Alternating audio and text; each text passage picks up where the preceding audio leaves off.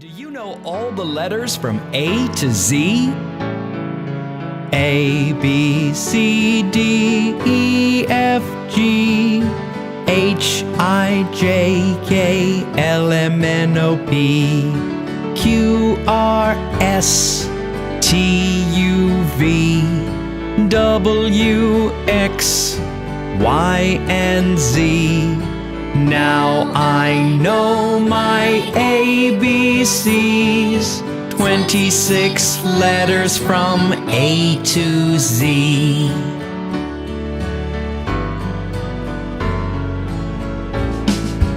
A, B, C, D, E, F, G, H, I, J, K, L, M, N, O, P, Q, R, S, T, U, V, W, X, Y, and Z.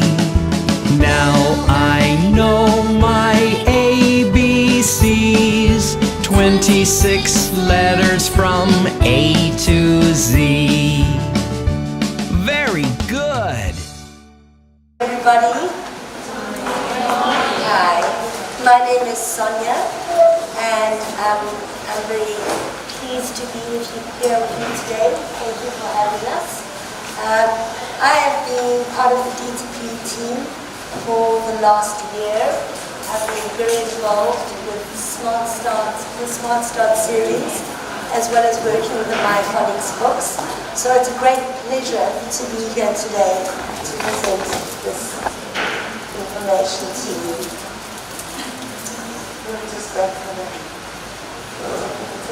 So, we're very happy to see you all this morning.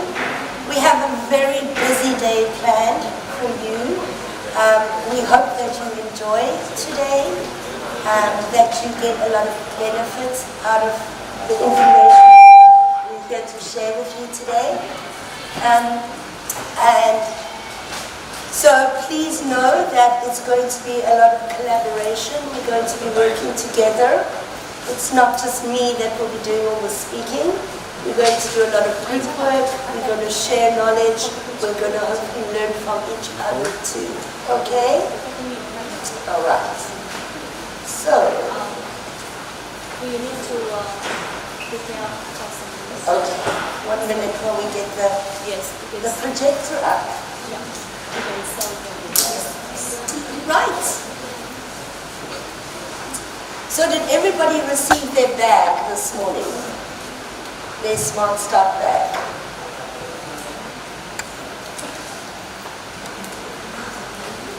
There you go.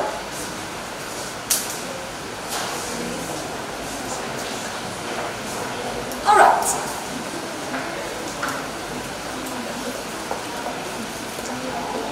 This morning and the handouts. Everybody has one? Yes. Okay, great. So today we're focusing on 2 products, the DCB's products. We're going to start this morning, we're going to work with the phonics series, I Learn My Phonics series. So I'll be telling you a little bit about phonics, talking to you about the book, and then Miss Phil will be doing a demonstration for you later. After lunch, we will then work with the I Learn Smart Start series, where we're going to be talking about how to teach listening and listening skills and listening activities in the classroom. Okay? Right. All right. So the My Phonics series, let's talk about the books for a minute. What we have in our bags today is the grade 2 book. We have My Phonics grade 1 and grade 2, but today we'll be working with the grade 2 book when we do our demonstration, and also a few activities for you to practice working with the My Phonics materials. Okay? Okay. Right. All right, here we go. So as I said, my name is Sonia Stevens-Tin, and we're going to start off today looking at the My Phonics series. The grade 1 series works with the first part of the alphabet. So it deals with letters A to M, and then the grade 2 series deals with letters N to Z. Okay? So let's see what we're going to do today. Oh, well, before we start, just a few requests. Please, if I could ask you to switch your cell phones onto silence. Okay? If you do need to take a phone call, please, if you could ask me maybe just to step aside so that it doesn't disturb the presentation and our work. And of course, please, no smoking in the room. Okay? We will definitely have time for questions and answers at the end of the session. However, if at any stage today you have a question, please just stop, say, Sonia, ask a question I don't understand or I need more information, and I will be very happy to assist you. Okay? As I said, this is a knowledge sharing session, so we're going to be working together. We're going to be giving each other feedback, doing some group work, so it's a great opportunity to interact with each other.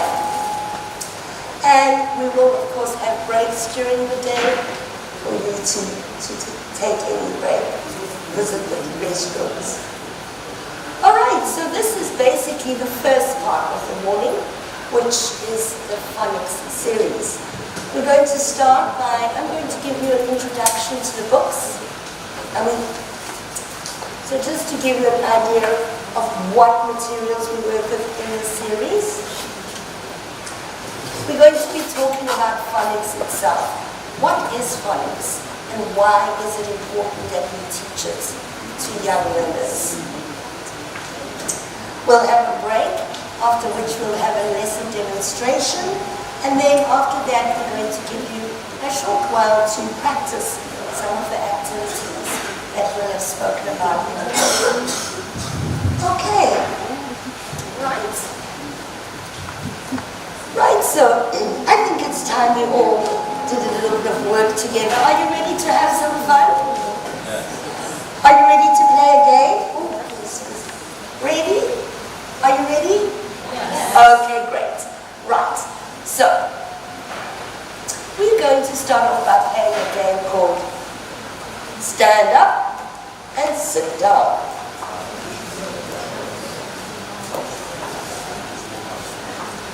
This is a very, very common game that we play in the classroom. It's very easy to implement, and it's a great way to practice phonics. So, right. So, when you hear, I'm going to give you a sound of a letter, and then I'm going to say words that begin with that letter. When you hear the words that start with a letter, you will stand up. If you hear a word that doesn't start with that letter, you will sit down. Okay? Alright? So stand up when you hear the word, and sit down when you hear a word that doesn't start. Alright.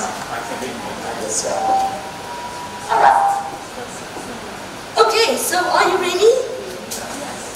Right. Our first letter that we're going to work with this morning is letter B. And letter B, who can tell me what sound does letter B make? What sound does it make? Ba, right? Ba. So you're going to be listening for words that start with the ba sound. If you hear a word that starts with ba, you're standing up. If you hear a word that doesn't start with ba, you're sitting down. Are you ready? Yes. All right, let's go. Right, our first letter this morning, our first word this morning. Ball.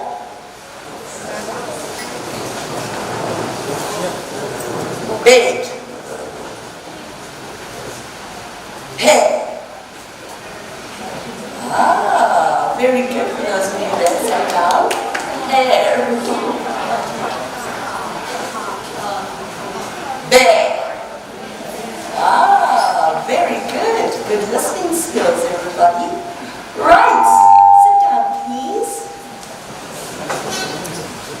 Our next letter that we're going to work with is letter T. And what sound does letter T make?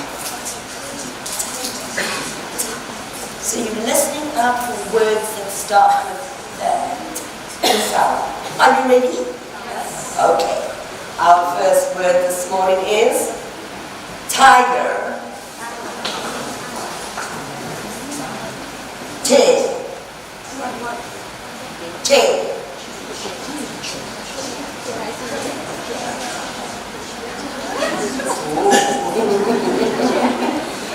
Sit.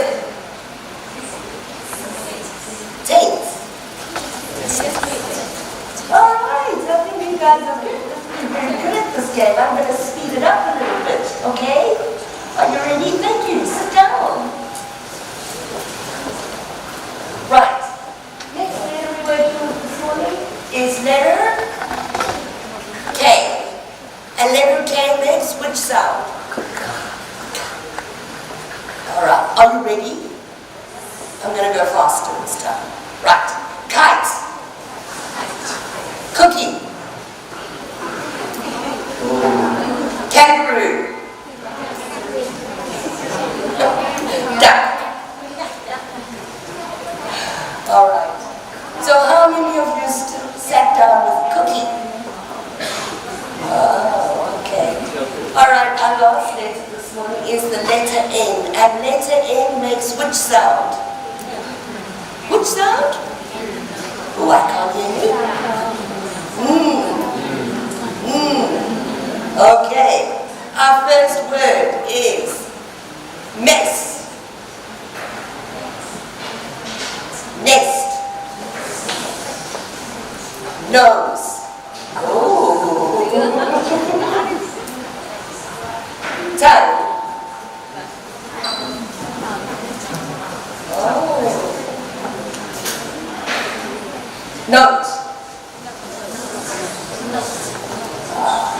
All right. Thank you very much, everybody. Good job. Sit down. Thank you. So as you can see, with some letters, there are a lot of letters that have similar sounds. For example, this morning we had bear, which was a stand up, and then we had pear, which was a sit down. And so many people, that is one of the things we're going to talk about today. How do we teach our learners to distinguish between the different sounds? Okay? All right. Time for some more games. Are you ready?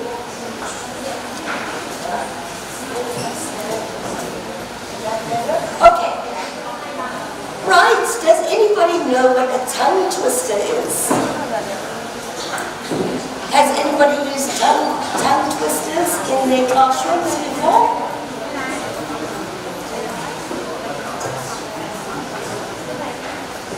Tongue twisters are a fun way to help teach kids.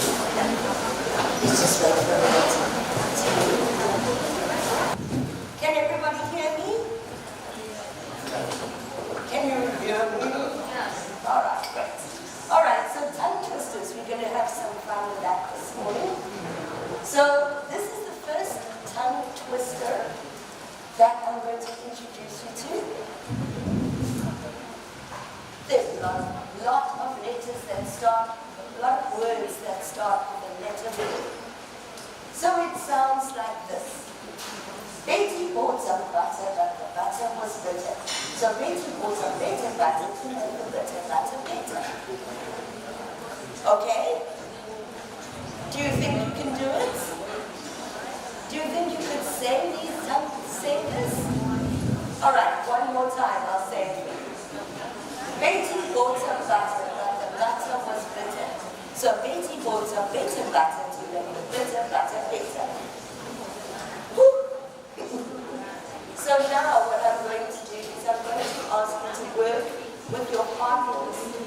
I'm going to give you a minute and a half to practice this tongue twister, and then we're going to have some fun and see who can say it. All right? Are you ready?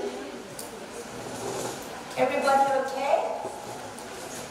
So you're going to practice with the person speaking next to you. Everybody take a turn practicing this tongue twister. Okay? All right. Okay, so 1.5 minutes to practice it with your partner, and then we're going to just have a little bit of fun with it and see who can pronounce it clearly. Are you ready? Are you ready? Yes. All right. And off you go.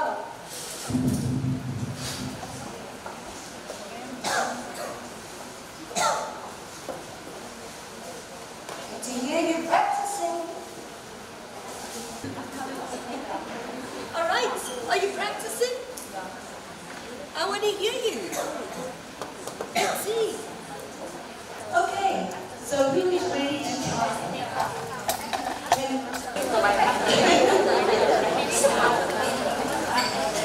So here we go. So ladies, are you ready to try eating? You sound like you've got well practice. Yes, good. Hi, good morning. What's your name? My name is Maya. Diane. Nice to meet you, Diane. Are you ready to try, Betty and Rebecca?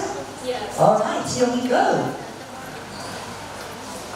Betty bought some butter, but the butter was bitter. So Betty bought some better butter to make the bitter butter better. Wow. Awesome, 100% correct. Good job. Thank you, madam. All right, anybody else that would like to try the Betty tongue twister? Let me see. Do we have any gentlemen in the audience? Over there.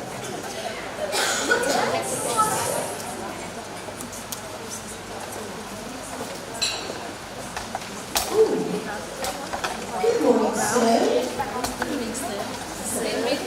What is your name? I can guess my name. Can I guess your name?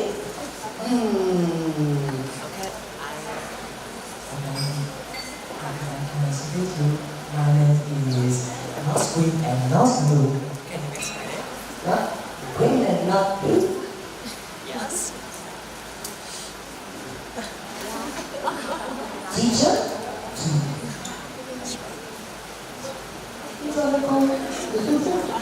All right, thank you. All right, one more. Ma'am, would you like to try Betty for us?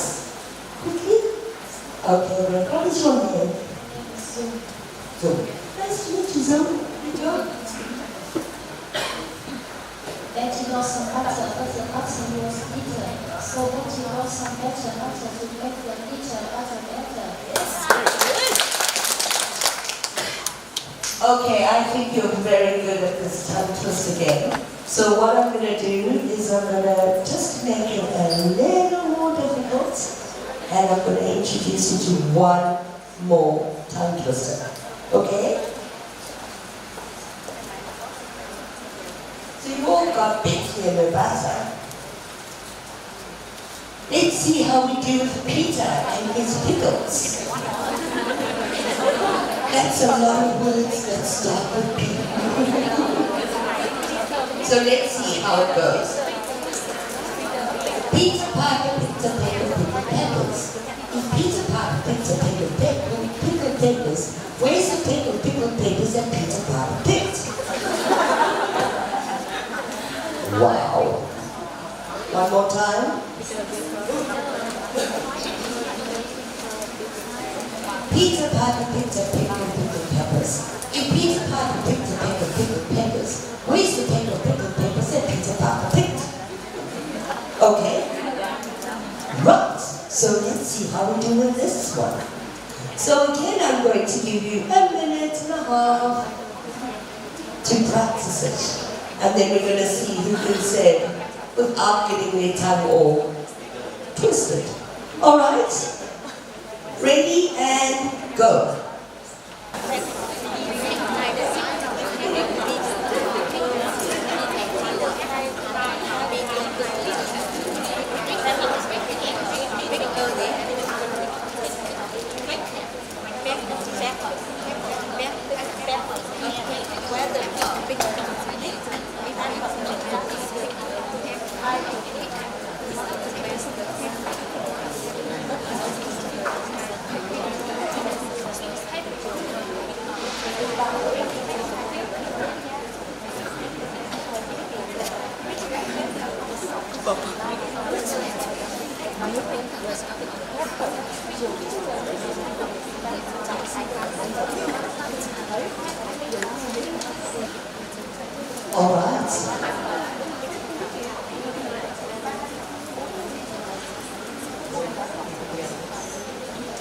Okay, are we ready? Ready as we're going to be. So, is there anybody who would like to try Peter and his pickles? Peter Piper and his pickles? Let me see. Okay.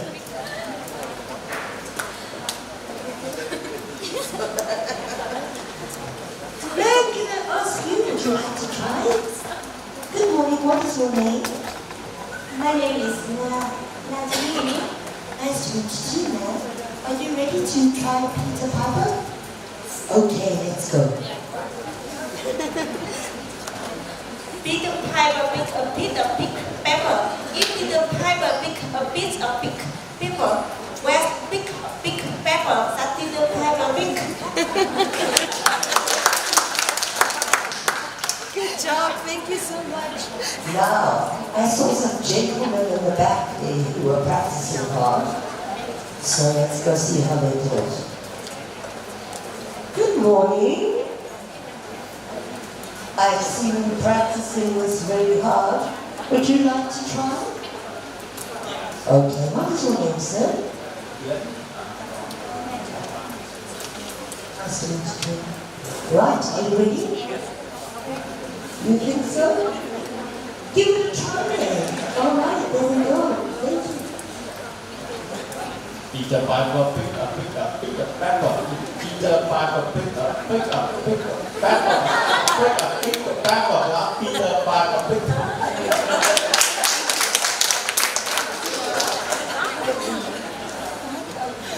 Right, let's see some tongue twisters. These ones are a bit tough, but it was going to be before. But you get a lot of easy tongue twisters, and we can use them in the classroom to help our children with their pronunciation skills. Okay? Right, let's move along.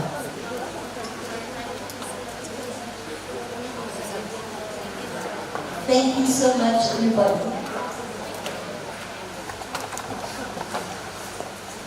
Okay.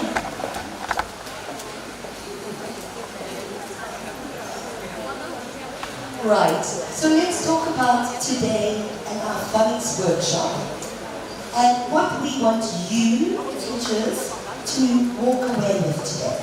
What knowledge and skills do we want you to have by the end of the day? Well, we'd like you to understand the basics of phonics, what phonics are, why it's important that we teach it to our young learners.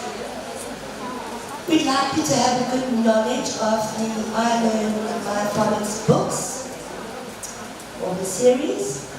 So we'll be talking about those. And we'd like you to be able to take this knowledge and know how to use it in your classroom. So to apply these principles. Okay? Right. So here we go. Let's jump into the serious stuff. What is phonics? Can anybody here tell me what phonics is? Sounds of the letter. Very good.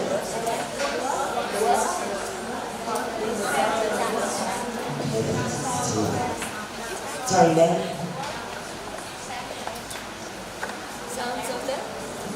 I think these are sounds of words, or the sound of voice, or sounds, jazz.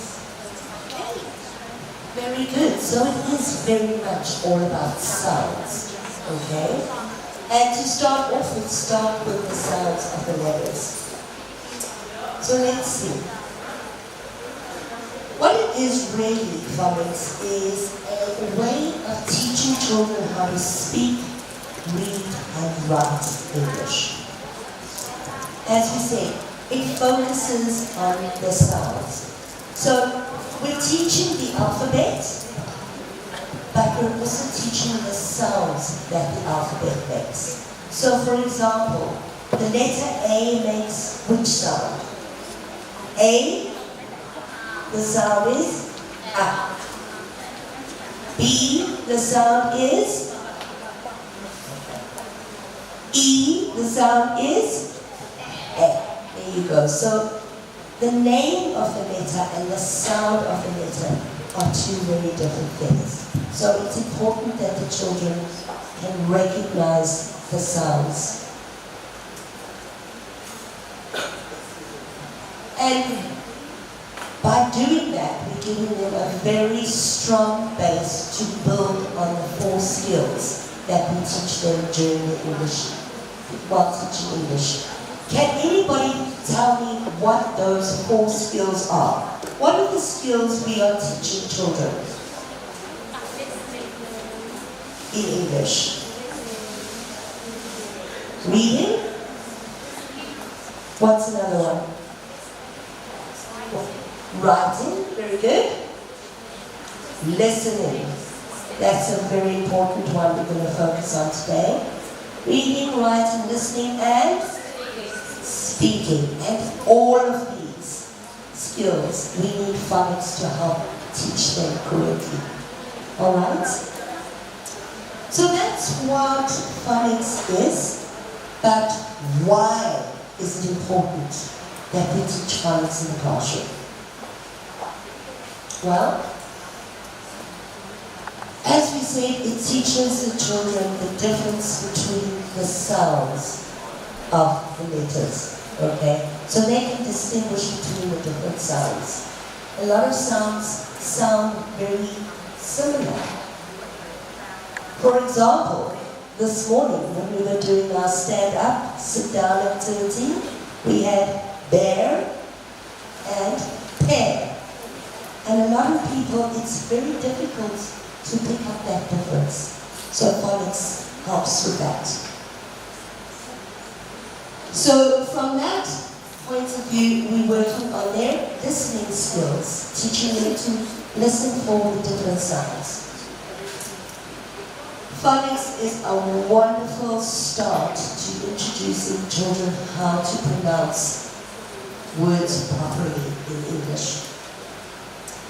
So from that, we're teaching them speaking. Pronunciation is so important. Do you teach pronunciation in class to your learners? Yes? Do you have challenges? Do you have problems teaching them pronunciation? Yes? Okay, so we're going to work with that a little bit later. Alright? Now, once children know the phonics and they know how to tell the difference between the sounds, it's also going to help them to recognize the words when it comes to reading and writing. So those are the skills that how phonics also help with reading and writing. So you can see phonics is a great tool to help young learners with all 4 skills that we're teaching them. Okay? Alright.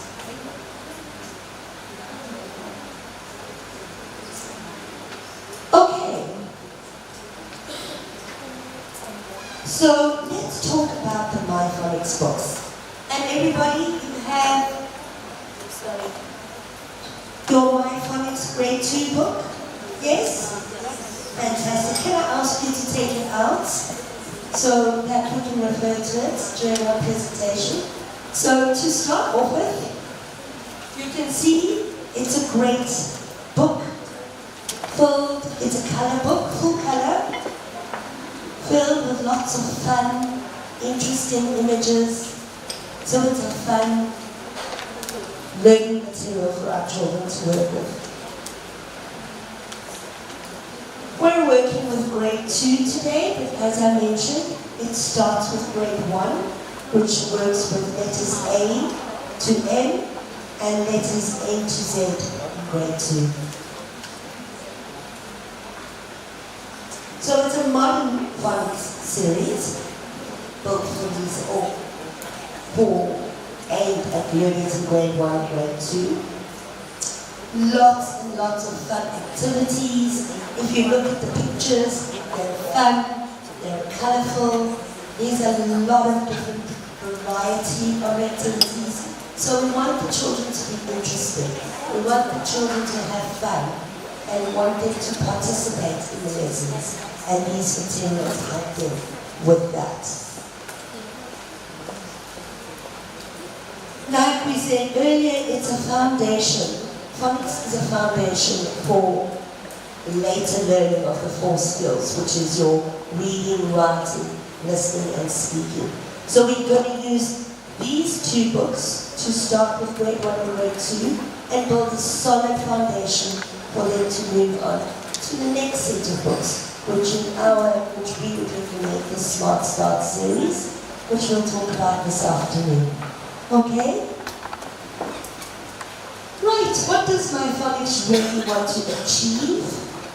Well, the first thing is we want to teach our children how to recognize letters of the alphabet, and as well as the sound. So letter F says, what sound does letter F make? Okay, so F and slightly different. So we start by showing them the letter, and then we show them 3 vocabulary items that begin with that letter. So in this case, we've got letter F. Our first word is fox. Fox. Fish. Frog. Very good. You're a great class. Okay, so that's the first thing. We recognize letters, we're teaching them the sound of the letter. The next thing is to start from the beginning, teaching children the correct pronunciation. And some of you said already you have some issues teaching pronunciation. Could I ask you, what kind of problems do you have teaching young learners pronunciation? What kind of problems do you have? Anybody? So,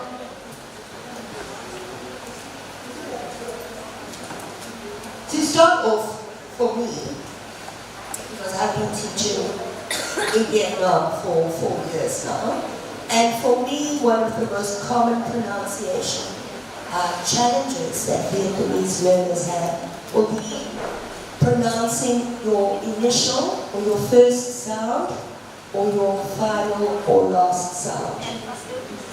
So we're going to pop those up there.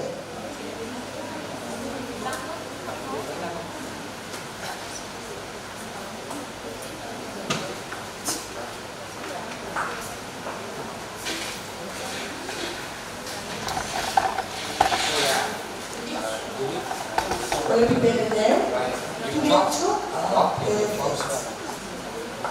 Now it's like a real classroom. Big letters. So.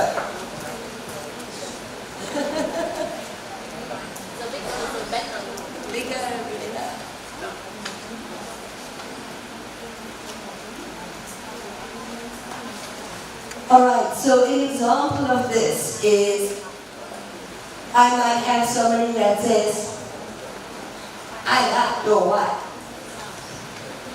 Do you know what that means? I like your wife. I like your wife.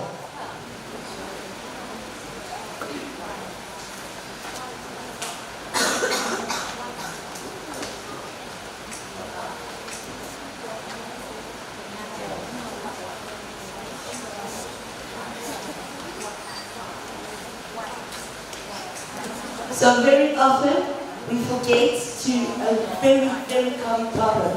They don't pronounce the final consonant, the final consonant sound. So I will hear, I like your wife. Because they haven't pronounced I like your wife. And that I like your wife. Okay?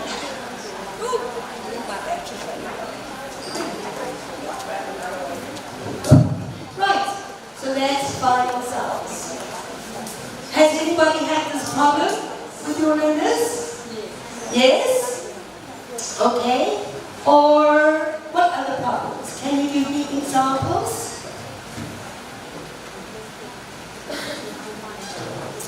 Sometimes we get sounds mixed up, right? So, Happy New Year! Sometimes I hear Happy New Year! Yes? Okay. Common is that we get the sounds mixed up. It does seem to be quite common more in the north that sometimes Y sounds like Z. So instead of Happy New Year, I'm getting Happy New Z. Yes? I see some of you laughing. Alright, any other types of pronunciation problems that you can tell me you experience? Okay, well, that's alright. That's why we're here today. The third one I want to point out this morning is when we have blades.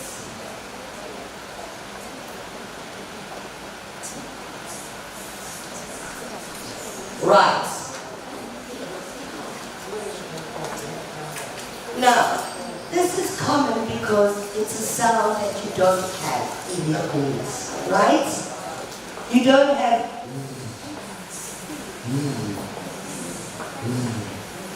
in Vietnamese, this is right? Okay? So instead of thank you very much, I often get a thank you very much. Okay? Or go there instead of go there. So you see how it's teaching children the differences in the sound from an early age that we can help them with pronunciation. Okay? Any questions about this? Everybody okay? All right. Let's see what else we have. What the other objectives are. So we teach you pronunciation and common and the corresponding sounds. And we're also aiming to teach vocabulary, so actually get the vocabulary bank books and introduce them to very easy, simple grammar structures. And I'm going to show you exactly what I mean by that. Right. Can everybody see the screen? From the back? Ladies and gents at the back? Yes? You can't? Okay. Right. So this is in grade 2. If you'd like to look, it's your letter M. If you'd like to look in your books. I'm sorry, I'm at the end of grade 1. I'm so sorry. Sorry. Right. So here we have a very basic structure. Can you read this one? Can you see the moon? Can you see the mouse? Can you see the mirror? Alright. So in this lesson, our 3 vocabulary words are moon, mouse, mirror. And the structure we are teaching them is, can you see that? So we are teaching it in a very easy yet fun way. Alright? Can you see the mouse? Can you see the moon? Can you see the moon? And we'll show you more examples of that. So, very simple, easy language patterns that we've introduced them to. And these, of course, are going to help with your reading and your speaking skills, and also writing. What are the key features of the series? Well, as I've said a few times already today, if you just look at the books, You can see they are fun, they're in full color, lovely images, interesting to young learners. There's appropriate content, so we have a lot of different activities to practice the skills that we're teaching them. For example, the one on the screen here is for the letter K. So the top activity asks the children to circle words that begin with the sound letter K. And the second one, to color the words or color the pictures of the words that start with letter K or the sound.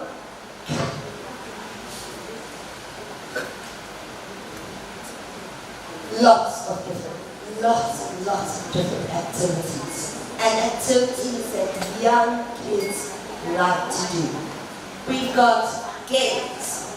How many of your children, and I see your hand, raise your hand, like to play games in class? 100%. Anybody? Your students like to play games? Yes, it's a great teaching tool. So we've got games. Chants. Do you use chants in your classroom? Okay. Do the children enjoy working with chants? Okay. Great also to help them with the rhythm and the tone and the intonation. We've got songs to also reinforce the chants and reinforce the vocabulary, reading, and storytelling. I'm going to show you all of that a little bit later. And last, this is so interesting. I love this. We focus on the phonics series focuses on teaching from a multi-sensory approach. And we're going to talk about that in a few minutes, okay? But first, I want to quickly show you what a basic lesson structure looks like. Right, so there are two parts that your students work with. We've got the pupils book, right? We all have the pupils book. And then later on we have the activity book, which is a workbook really, okay? So let's start with the activity book. This pupils book. Each unit, so a unit is a letter, each unit has 4 lessons. Alright, this is page 1 of the first unit, so that's letter A.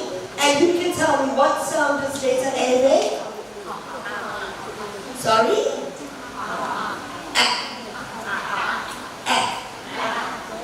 For ants. Yes.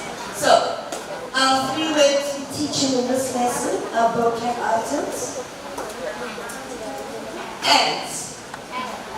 Ants. Apple. Alligator.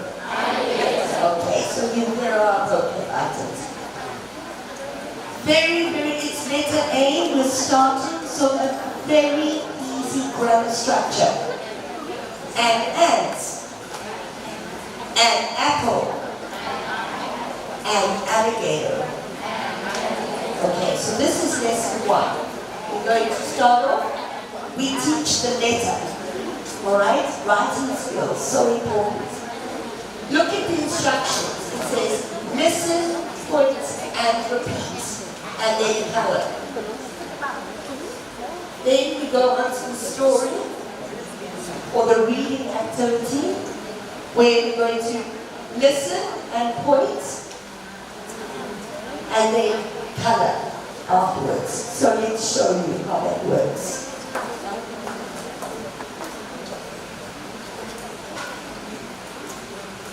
Right, lesson 2, just basically, this is lesson 3, or part 3, is an example, is an opportunity for the children to practice what we've taught them in the first parts. So this is a coloring activity where they have to color the big A and the big A. Might be a bit difficult to see. And then part 4 is really just a roundup and a little bit of a review for that lesson. But we're going to go into more detail. Oh, there we go, lesson 2. We also have some reading, a reading activity, and a song. And we introduce side words. Right, I want to talk about this for a moment. Does anybody here, can you talk to me about multi-sensory learning? Do you know what multi-sensory learning is? Yes? Not sure? Okay. Alright. Let's look at the word sense in multi-sensory. We have senses, right? We have 5 senses. What are the 5 senses? We see, so we've got the sense of sight. What's another one? What's another one? So visual is to see, sight is. How else? We've got our sight. Taste. Hear. There you go. Very, very important. Auditory. And touch. Okay, so multi-sensory learning works by focusing on those areas. Alright? And we're going to look at it in more detail. There really are 3 main learning styles. They are, the first one is visual, by seeing. The second one is auditory, by hearing. And the third type of the learning styles is what we call kinesthetic learning, and that's by actually doing it. Now, we all learn in different ways. Do you agree? Everybody learns differently. I think for most people it's a mixture of all 3, auditory, visual, and kinesthetic. But there is normally one that stands out more. So for example, I am a visual learner. I learn by seeing. I have to see something for it to really sink in. I want you to take a minute to think about what kind of learner are you? What kind of way do you absorb information best? Is it through seeing it? Is it through hearing it? Or is it through doing it? Okay? And then I'm going to come and ask you. Alright?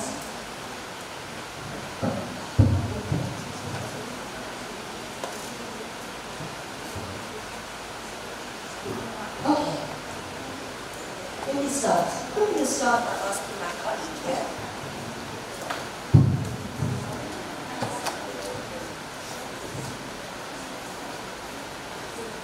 Right.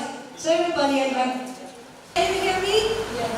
I can project my voice. I'm a teacher, right? Yes. It's part of our job. Right. So I'd like to introduce you to Miss Fung, Miss Fung, who will be assisting me today. And let me ask you, Fung, what kind of learner are you? Which one of the 3 do you find is the most effective way to learn? Are you a visual learner, an auditory learner, or kinesthetic learner? Okay, so I think that I am a kind of auditory learner. I think I can learn better. Hear people say, the talk, I can understand. I don't have a chance to say some kind of visual teaching and learning, so auditory learners is my style. Very brilliant. I'm giving up on the microphones. Alright. So like I said, we're all different. I'm a visual learner. I like to see what I'm learning. Fluent's more auditory. She likes to hear it. All right, let's see. Ma'am, can I ask you, which way do you think you learn best? Do you learn best through seeing something, hearing something, or physically doing it? I think the see and listening. Okay, the best. Okay. So for some of us it's a mixture. Some of us are strong in one area than the others. Thank you so much. All right, let's see. Then can I ask you, what kind of style do you learn best with?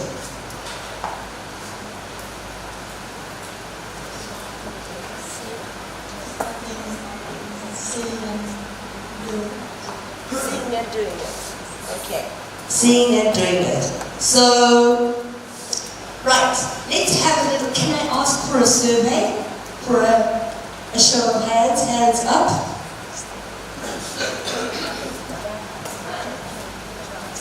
Who here today learns best by seeing something? Who are visual learners? Hands up, visual learners. Visual learners, come on ladies, concentrate. We've got a whole table here. Quite a few of us, thank you so much. Who here is a auditory learner? Who learns best if you hear something? Hands up, auditory people. Great, thank you so much.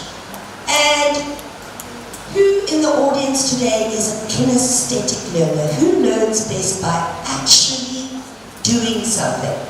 Hands up, kinesthetic learners. There you go.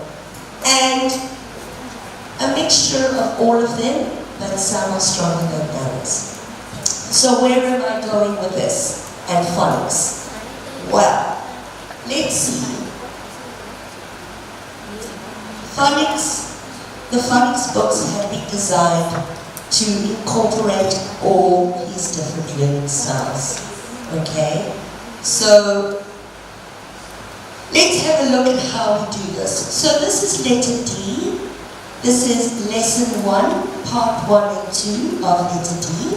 We're going to start with introducing the letter, the vocabulary items, then we go into the listening and reading activity, and then we go into the charts. Let's look at them individually, okay?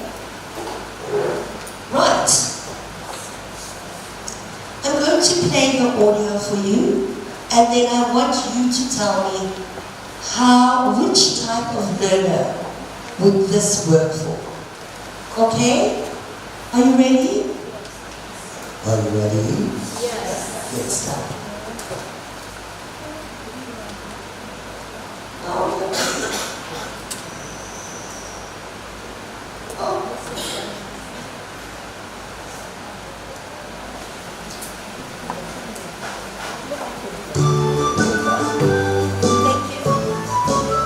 Unit 4.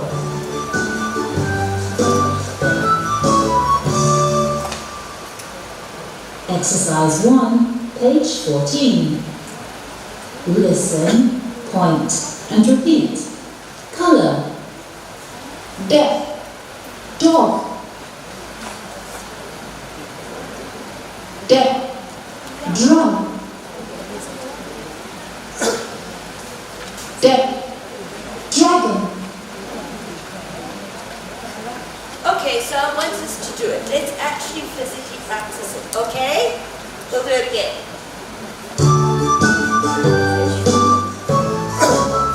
Unit 4.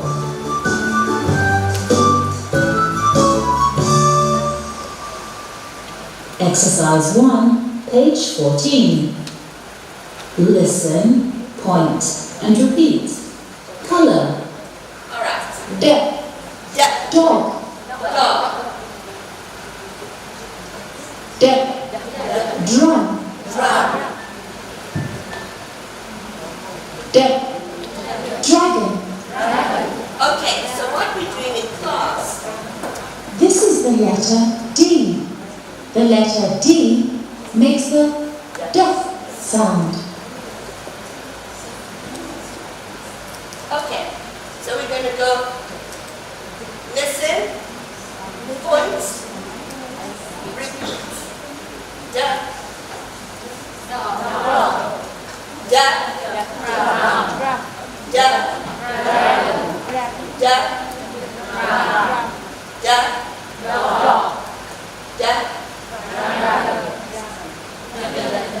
Okay, perfect. Well done, everybody.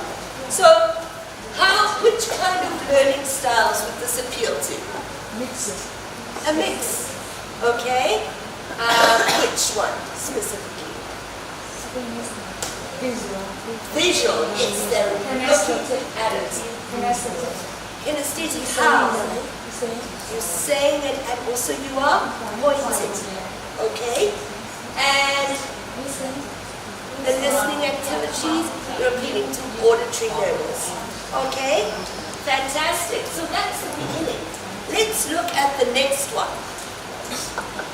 This is the reading and listening activity, and here our task instructions are listen and point. Color. Okay? Exercise 2, page 14. Listen and point. Color. It is a dog. It is a drum. It is a dragon. All right, very good.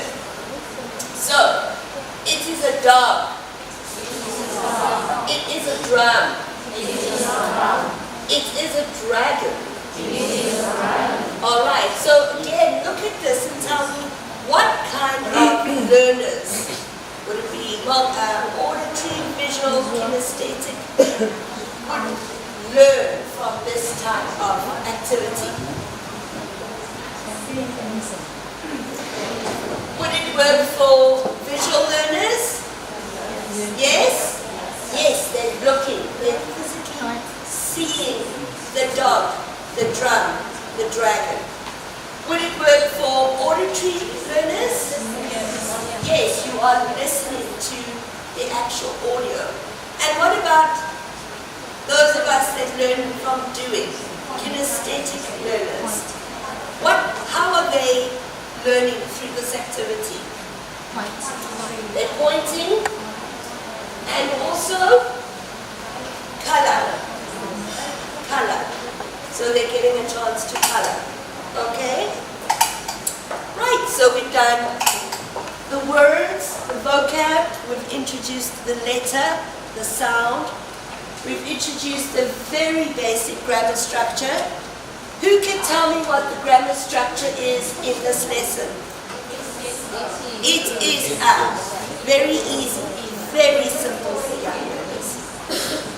Now, the next thing we're going to do is introduce the chants. All right? So before I play it, I asked earlier this morning if you use chants with your children, with your students, and many of you said yes. Do they enjoy working with chants and music? In my experience, it's one of the most effective teaching tools, especially for the little ones, right? So, a great way to use chants and to use songs is to bring in some actions, some TPR, okay? So here we go. We've got dog, dragon, drum, and dragon. So who can help me? What kind of action can we use for dog? Yes, dog. That's a rabbit? Yes. What kind of action could we use for drum? I think that one's easy. And, okay, this one's a bit tricky. What about dragon?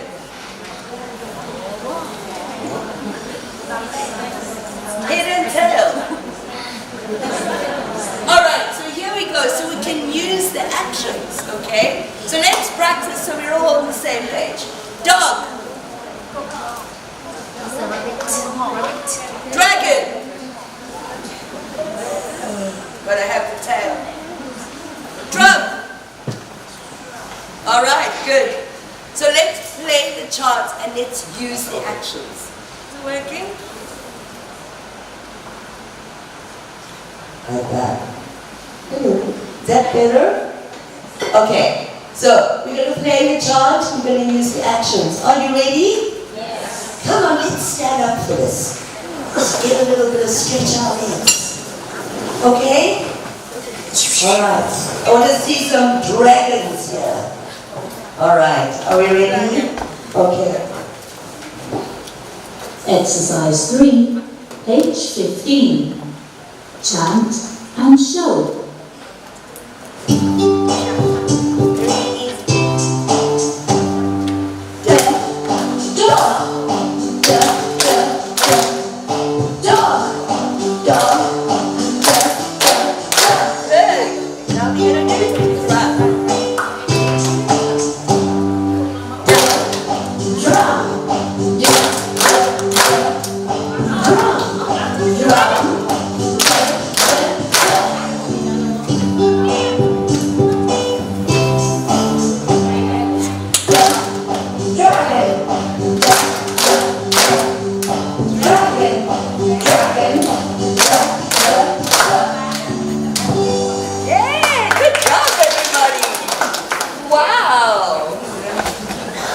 So there you go.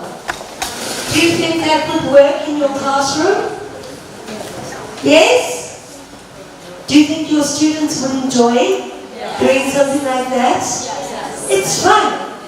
And it's easy. It's an easy rhythm. It's not difficult. It's not too fast. It's not too fast. Okay, so here we have chants. How would a chant, what kind of learner would a chant work for? Kinesthetic, because we're actually doing the actions, right? Visual, by seeing. Oh, I'm back. Something's happening. Ooh. That's exciting. All right. And of course, also your kinesthetic learners, they're actually doing it. So do you see how this book really aims to help address all the different learning styles? Okay? Right, let's move along. Lots and lots of different activities. A lot of variety. We've got tasks, we've got games, we've got chants. Let's have a look at some of them. So, like I said, a lot of them very different, interactive. So, a good example is listen and point. They're actually physically doing something. They are interacting during the lesson. We've got reading and storytelling, which we're going to, I'll show you an example of now. Just standing up. Songs and chants, so we've just done one chant. We'll do a song a little later. Games. We said kids love games, right? Absolutely. I know that most of the time when I walk into a classroom, one of the first things I hear is, teacher, game. Do you get that? Yes? Did you play game? Yeah? So games are also very effective. Coloring, great for teaching them their fine motor skills. And of course, any good course material must include revision.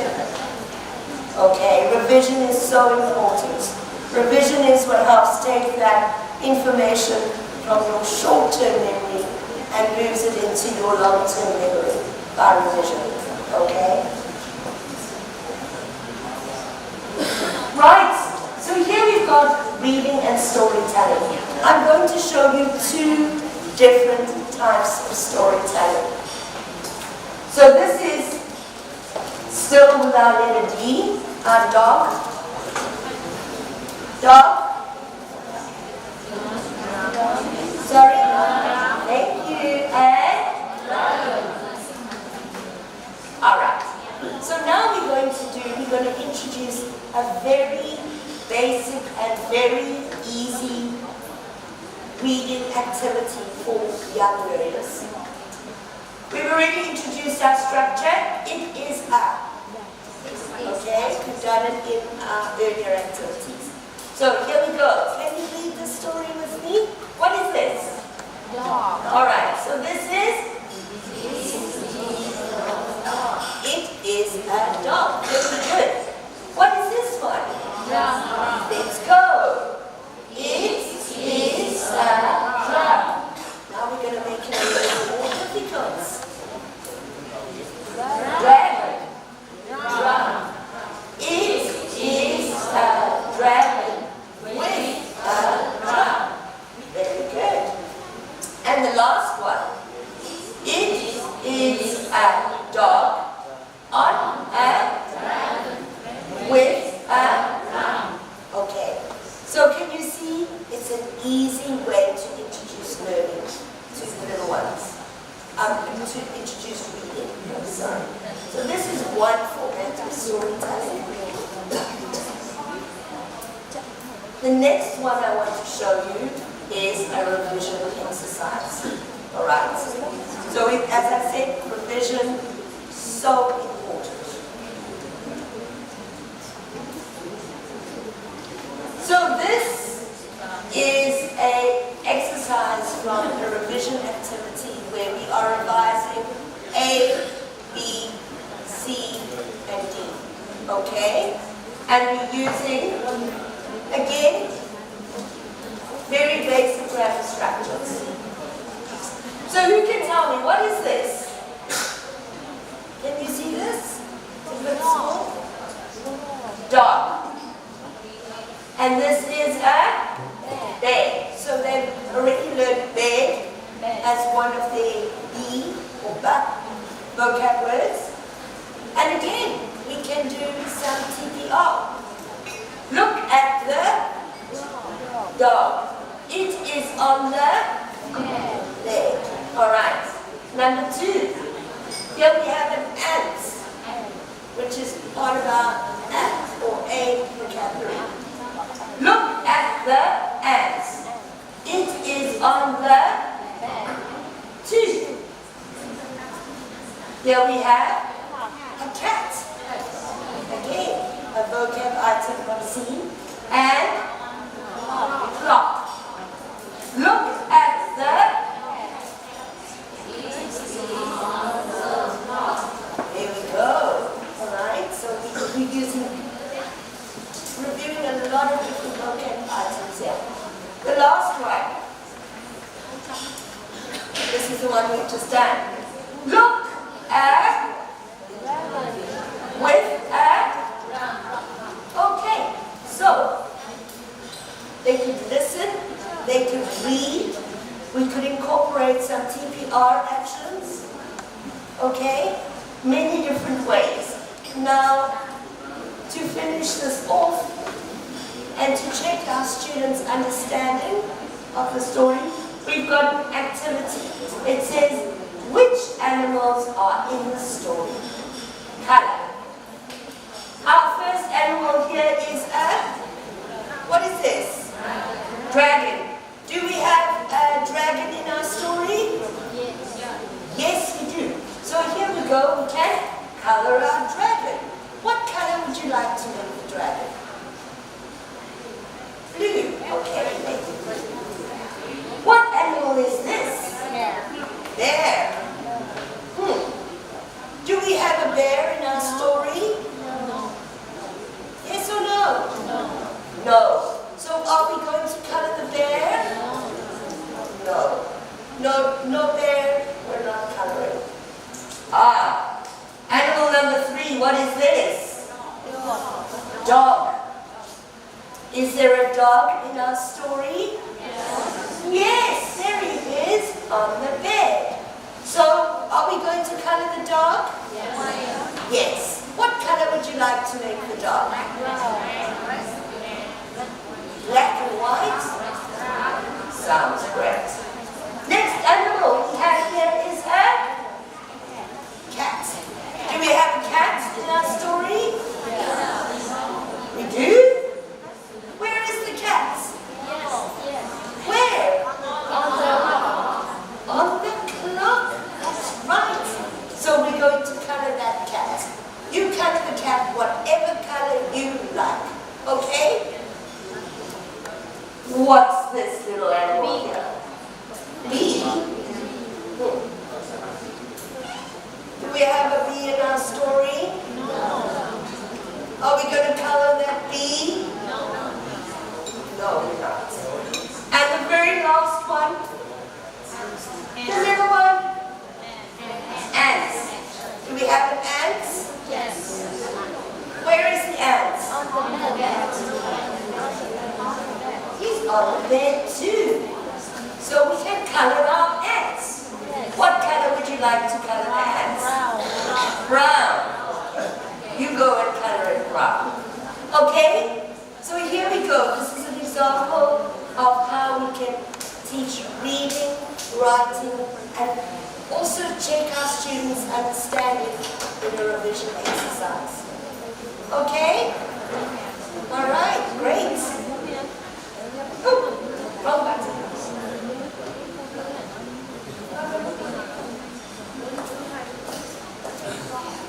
Oh, there we go. Songs and chants. We already did the chant, we did the T chants. Now we are going to do the song, which follows out from storytelling in the lesson. So, here we have our dog, our dragon, and what were our 3 vocabulary items? Dog, drum, dragon. Okay, so these are our words. And these are the lyrics to the song, and a very easy rhythm to get into. And I'd like us to do some actions when we sing it. Okay? Can you help me? Yes? So let's just practice. What is our action for dog? What is the action for dog? Action for drum.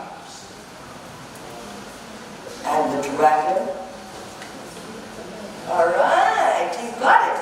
Let me ask you to stand up, please. Let's get the exercise.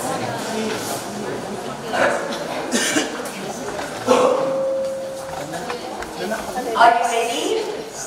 All right, let's go. Exercise 5, page 16. Song.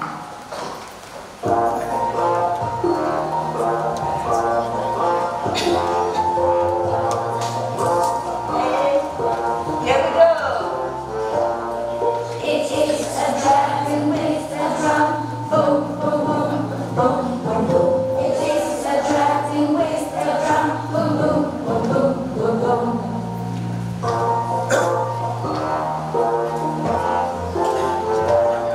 It is a dragon with a drum. Bow, bow, bow, bow, bow, bow. It is a dragon with a drum. Bow, bow, bow, bow, bow, bow.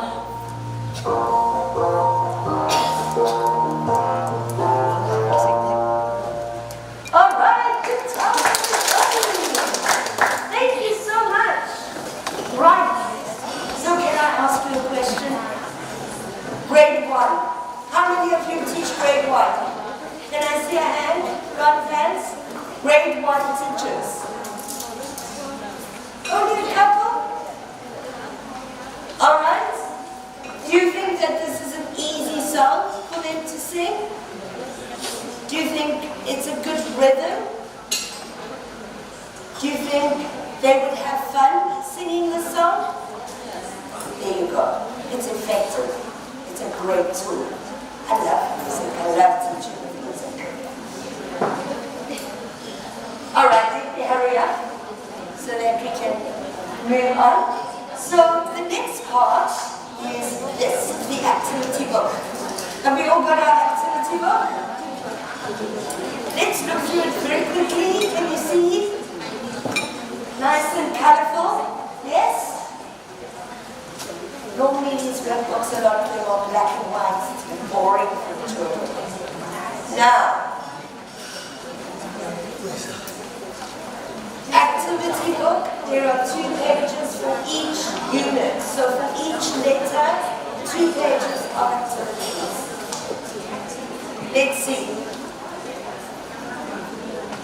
So the first one, we're going to start off with teaching them letter writing practice.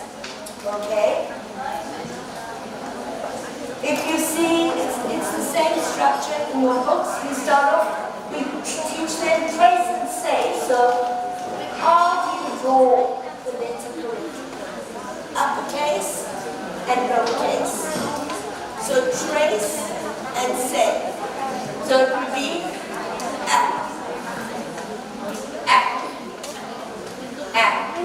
as we go through it. Then the next one, write the letter A, or then tick. So now we've got 2 pictures here, and the students have to think which one starts with letter A, or the sound A. So they look at it and they, what animal is this? What is this? What is this? And what is this? Which one starts with the letter A? And so we're going to tick and also write our letters A. Again, you have to look at the word, say the word, listen for the sound, and tick the one that starts with A. What is this? There. What is this? Acrobats. Acrobats. So which one are we going to tick? Will we tick this one? No? Will we tick this one? Yes. Okay, so that's the first page of our activity book. Let's move on quickly. Right. Can you see this? No, really? Okay, so this is a listen and trace activity. Here, the learners have to trace shapes to get to the word and complete the word. Now, this one is zigzags. This one is squirrels. And this one is curves, like a wave. What these do is these help our children developing fine motor skills. Do you know what fine motor skills are? Yeah, right? And these are essential to learning how to write correctly. So these are shapes we're going to use when we're writing letters. A zigzag shape, a twirl shape, and of course a wave shape. Okay? So here, if you look in the beginning, it's really one activity, we're tracing the letters. Here we've got 2, here we've got 3, and here we've got 4. Okay? So great way to reinforce a couple of words. Okay, very quickly. Also the teacher's book. We're all busy. We don't have time to spend a lot of lesson prep. So we've got a wonderful teacher's book that explains everything step by step for the page that you're working on. Very easy to follow. Definitely, you've got your text, your audio text. It shows you exactly. A lot of resources, extra resources that you can use to work with. We've got the pupils book and the activity book, which we've shown you this morning. The teacher's book, glass CD, software, flashcards, of course we have to have flashcards, phonics cards. So at the back of the book you can see there are little cards that the students can work with. Use them for games, for activities, and we even provide them with a lesson plan. So it's a great series, it's easy to use, it's fun to use with the kids, the students, and parents. Lastly, before I hand over to Ms. Hope, please know that everything that you need is available on our website. All you need to do is go and log on and register, and you will have access to all the resources that you need for our products. Okay, I'll give you that for a moment for you to take down.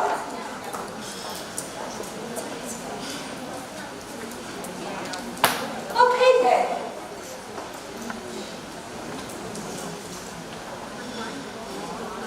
Right.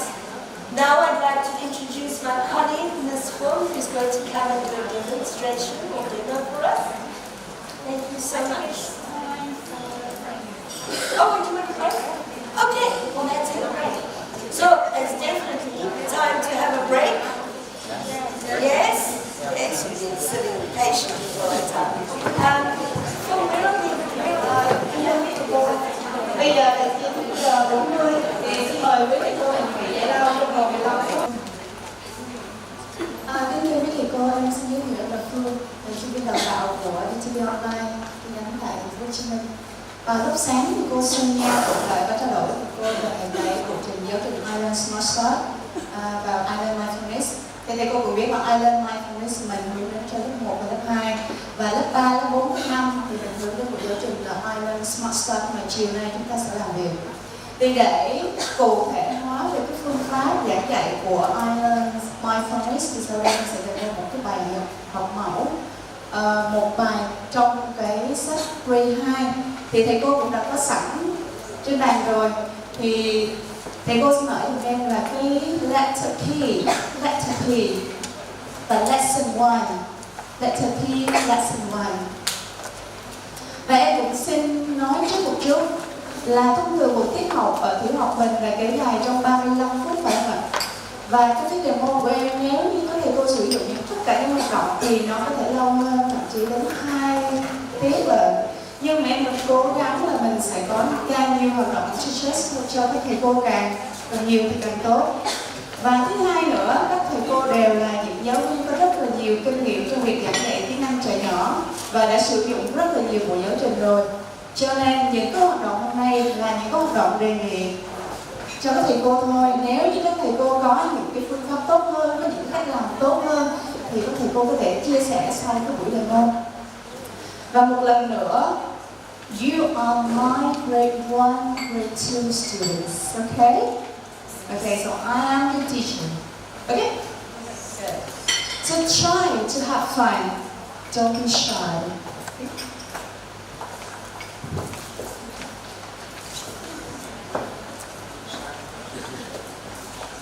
Okay, good morning, boys and girls. Good morning, teacher. Good. How are you today? Fine, thank you. Now say it again. I'm fine. I'm fine. Thank you. Thank you. And you? And you. Good. Okay. I'm fine. Thank you. And you? Good. I'm okay. Now today we are going to learn one more lesson. Let's see. We're going to learn about a letter. It's a letter P. How do you know that? Yes, a letter P. Good, letter P. And let the P say P. P. Okay, again, this is letter P. And letter P says good. Okay, now P. P. P. P. P. Good job. Okay, now I have a few more pictures. Look at this what I have. What's this? Book. Now say pen. Louder. Pen. Now pen.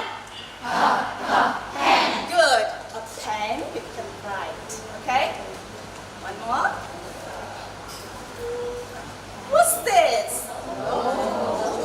Gongo. Okay. Gongo we say panda. Again. Panda. Can you hear me? Panda. Now panda. Excellent. Panda. Big eyes. You see big eyes. Okay? Now, one more picture. What's this? Did you? Yes, it's parrot. Say parrot. Parrot. Okay. Parrot. Okay. Parrot. Good job. A parrot can fly. A parrot can sing. Say. Can talk. Okay? Now one more time. This is letter P. And letter P says Good. And parrot. Excellent. Excellent. And okay, let's try if you can remember. Okay.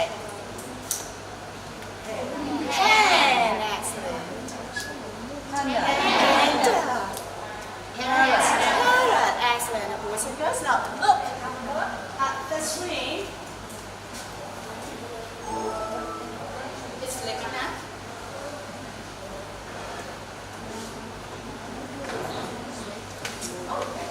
Now we have two letter P here. This is a one letter P. This is one letter P. Now this one, what's this? Pen. Now you look, listen, and repeat. Good job.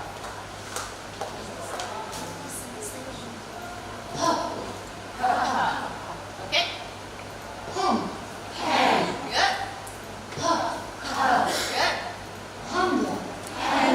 Good.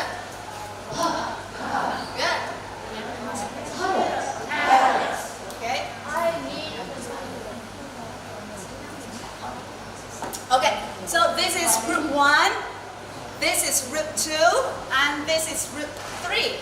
Okay? Now, group 1, you first. Good.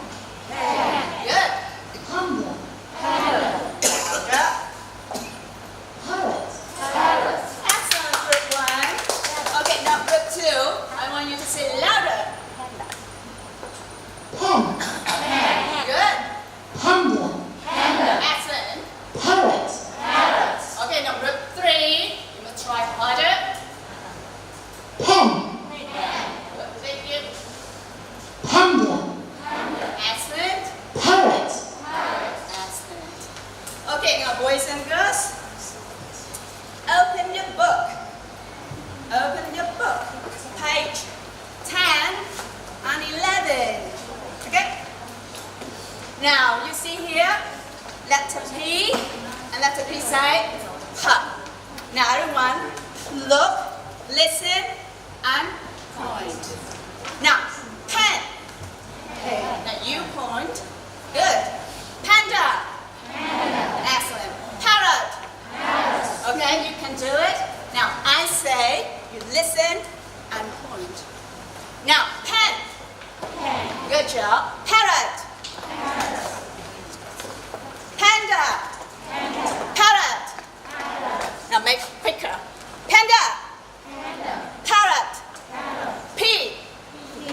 Excellent. Good job. Now let's play.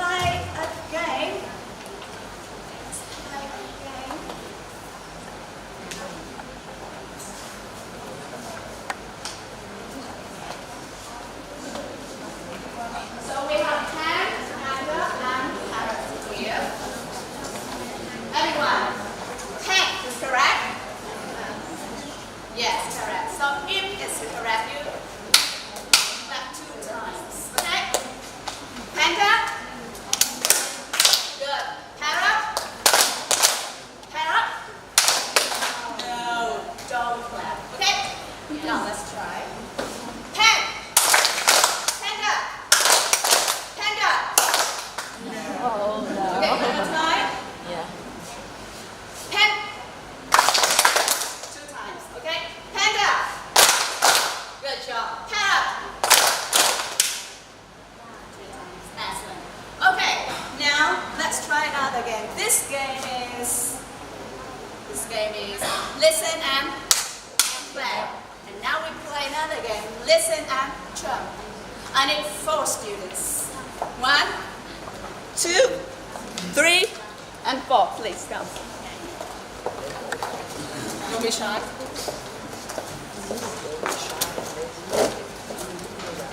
Okay, make your line.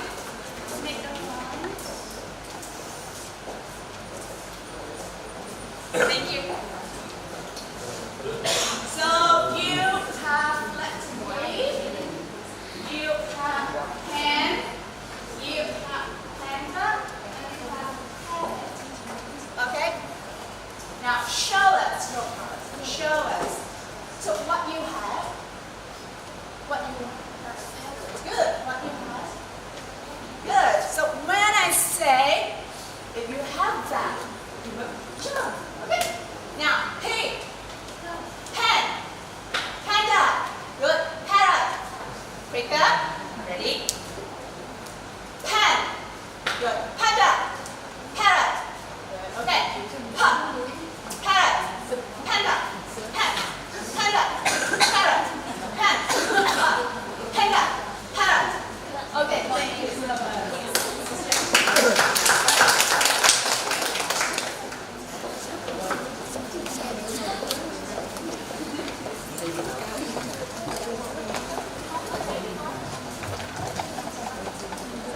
Okay. Now we have pen, we have parrot, and we have panda. Now everyone look at this. Says a pen. A pen. A panda. A panda. Good. A parrot. A parrot. How many words? 2. Okay. Now, again.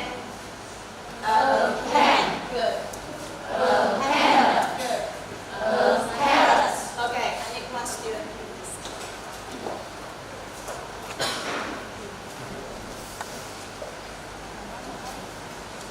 Now, when I say last pen, please. 2.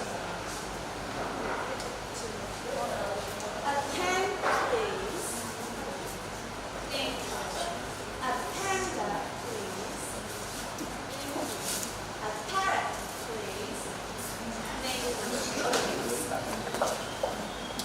Now, everyone, so you have now a pen, please. Okay.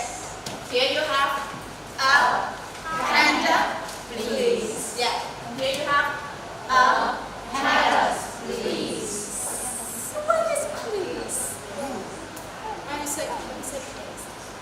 May I go out, please? May I go to the toilet, please? So when you say please. Okay. Now I need 5 students. You, the boy. You, the girl. And you, the car. Fine now? Yes, please come here. Quickly.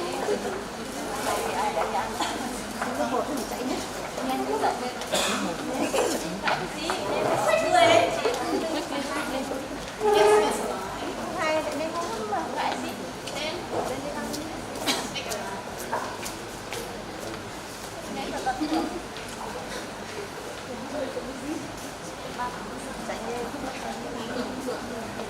Okay. Would a pen, please?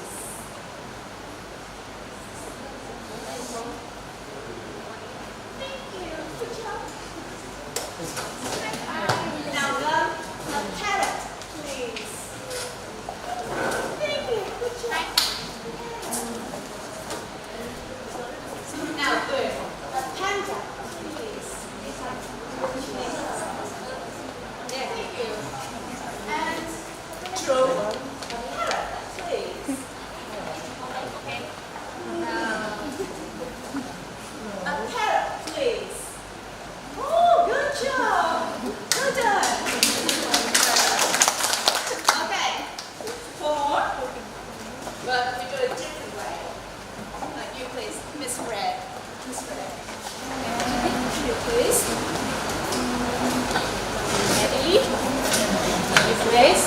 Okay,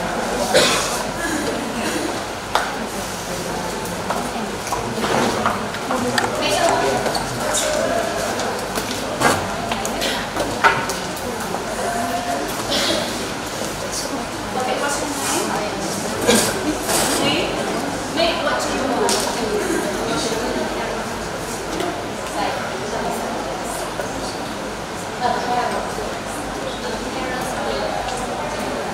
Say thank you. Good job. Yeah. What do you want? A pen, please. Excellent. Yeah. Good job. Okay.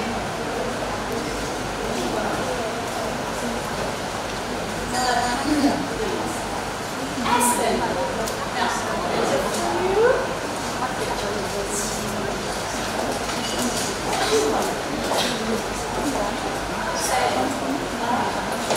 a pen, please.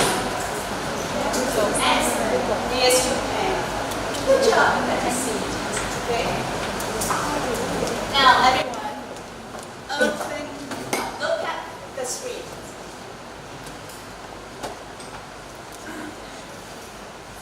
So, we need to use please.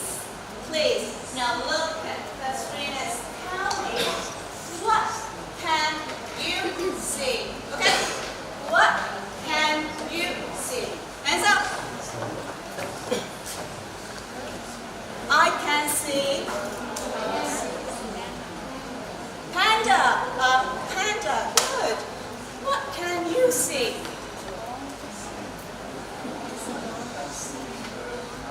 A parrot. Is that right? So we have a panda. We have a parrot. What can you see? What else? Yes. A pen. A pen. Good job. Now, everyone. This is a girl, and this is a boy. Man. Yes. Now, a girl. A man. The girl in the shop. In the shop. So in the shop we have pens. In the shop we have pandas. In the shop we have parrots. Okay, now open your book. Page 10. Open your book. Page 10. Okay. Now you listen, repeat, and point. A pen, please. And point. Here. Okay. A panda, please. Panda.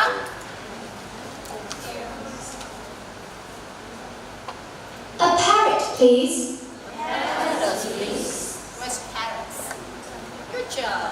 Okay, well done.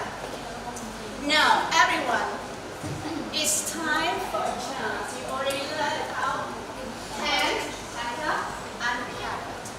Now, this group, your name is pen group. This group, your name is panda group. And this group, you are parrot group. Now, for the pen groups, I would like you to look at me, sing with me, and do the actions with me, okay?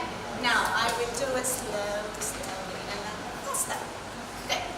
Now, everyone, look at me. Pen.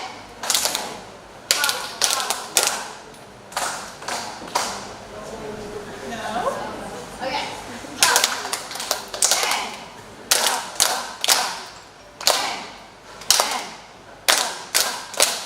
Make it faster, okay? 1, 2, 3.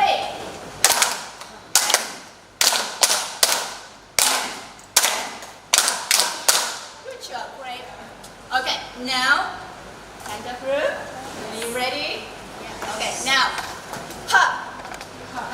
Panda. Hop, hop, hop. Panda. Panda. Hop, hop, hop. Okay, faster. Now, 1, 2, 3. Ha, panda, ha, ha, ha, panda, panda, ha, ha, ha. Okay? Now you parrot, I think parrots should stand up. Stand up. Can you see me? Okay. Same directions. Now, ha, parrot, ha, ha, ha. Parrot, parrot, ha, ha. Faster, okay? Ha, parrot, ha, ha, ha. Parrot, parrot, ha, ha, ha. Excellent. Sit down. Okay, now we chant together. We listen to the chant and we chant together. So the pen group will do first, and then the panda group, and then the parrot group. Okay?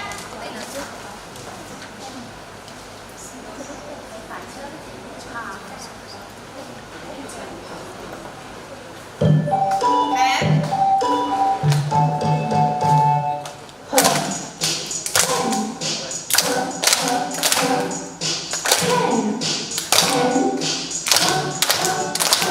And up.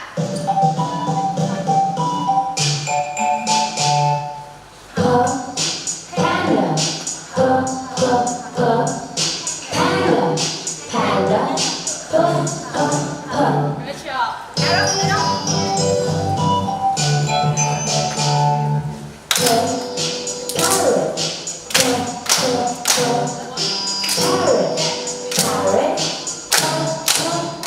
well done, sit down.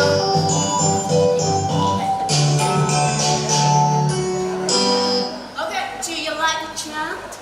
Yes. Good. Okay, now we learn pen and grass and carrot. They will all have a letter P, and letter P says pa, pa, pa. Okay, now how to write letter P? Now let's see.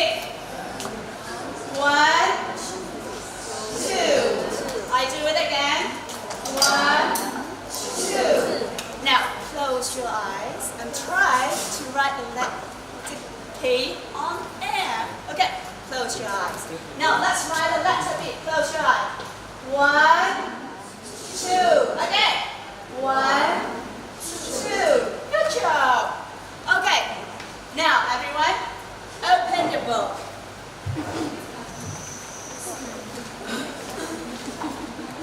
Page 10.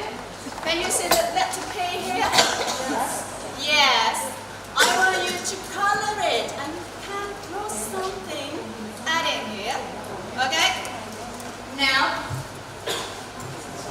show me your color pencils. Do you have pens? Pencils? Okay, so you have color pens. I have red. I have blue. I have pink. I have orange. Good. And how to write? So you have a letter P ready.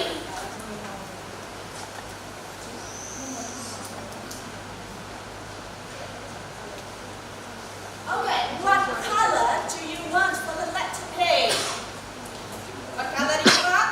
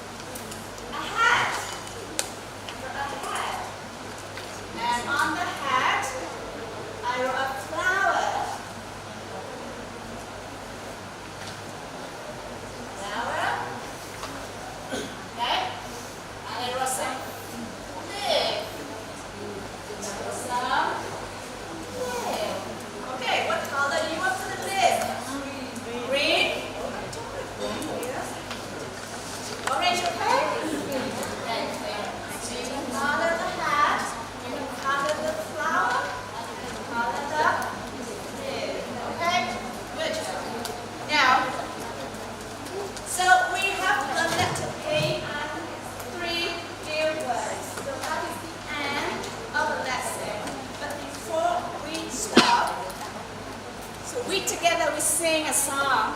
Okay? Do you know the ABC song? Yeah. What's it? A, B, C, D, E, F, G. Is that song? No. Today we will not sing that song. Another ABC song. Okay? So you need to do the actions and follow me. Okay? Stand up.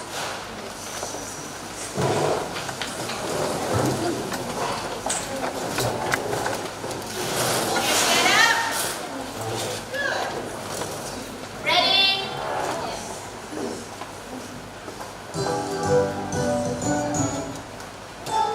The alphabet song, the alphabet song. Let's sing the alphabet song. A, B, C, A, B, C, D, E, F, D, E, F, G, H, I, G, H, I, J, K, L, K, K, L, M, N, O, M, N, O, P, Q, R, P, Q, R, S, T, S, T, U, V, U, V, W, W, X, Y, Z, yeah. Again, one more time. This is my class. Let's sing it again. Now, ready, set, go. A, B, C, A, B, C, D, E, F, D, E, F, G, H, I, G, H, I, J, K, L, J, K, L, M, N, O, M, N, O, P, Q, R, P, Q, R, S, T, S, T, U, V, U, V, W, X, Y, Z, yeah, yeah, X, Y, Z. Okay. The alphabet song, the alphabet song. I love the alphabet song. Thank you. Sit down. That's the end of the alphabet. Goodbye. Okay, now we get back with Miss Sonia.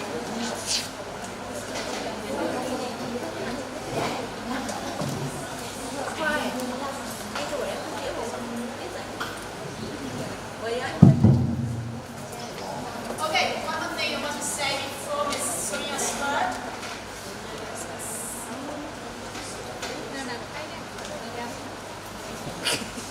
So all the activities you can find in the teacher's book. I look at the teacher's book and I pick up some activity and I do myself. So you can do that a lot in the teacher's book. You can download from the website that Miss Sonia gave you. It's available there. Okay?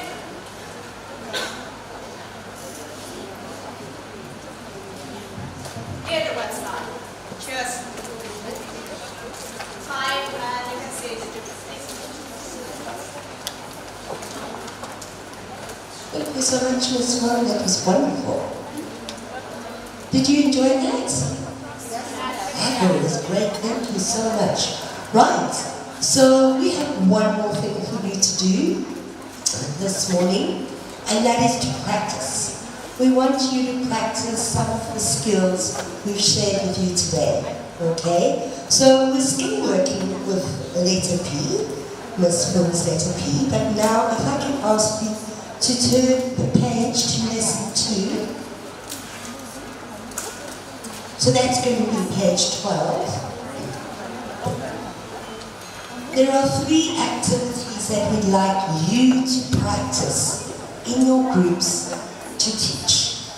And what we'd like you to do, we're going to give you about 10 minutes to practice, and then we'd like you to demonstrate how you would teach these parts to your students. So, your groups we put you in earlier. Where is group 1? Group 1? over here. Group 2 over here. And group 3 on the side. Hi, group 3. Alright, so as you can see on the screen, we've divided them up. So the first part, let me just show you, is to review or to teach the actual vocab items. So it's going to be the letter P, pup, pin, panda, and parrot. Okay? The next activity we'd like you to teach is the story, so the reading activity. And the third one is going to be an actual writing activity, which is basically to circle the odd one out, okay? Or circle the letters, the words that start with the correct sound. So this one has prepared some mini flashcards for you, so if you need flashcards to practice, we do have those. Right, so groups 1, 2, 3, and 4, we'd like you to work on the vocab items and the letter P. Groups 5, 6, 7, and 8. Oh, let me see how we work this actually. Oh, actually we're going to do it a bit differently. So we'll do it like this. Group 1. Okay, this group 1 over here, you can work on the vocab items. Okay? Group 2, which is the middle group over here, the panda group, we'd like you to work on the storytelling and reading activity. Alright? Okay? And the last group, to my right, you are going to work on the writing activity. Now, you can either use one of the formats that either myself or Ms. Full used in her demo, or perhaps you have another way of teaching that you would like to share with us. So what we normally suggest is we suggest each group has one teacher, somebody who acts as the teacher, and the rest can be the students. Okay? So we're going to give you 10 minutes to look at your activity, decide how you would like to teach it to your class, and then we're going to ask a few groups to demonstrate what they've come up with. Okay? Do you understand? Yes? Okay. So just to reconfirm, Group 1, you're working with this activity. Group 2, in the middle, you're doing the storytelling and reading. And Group 3, to my right, you'll be doing the activity, the task activity. Okay? Alright, so we're going to give you 10 minutes. I'll be walking around. If you have any questions or you'd like me to help, please feel free to speak down. Okay?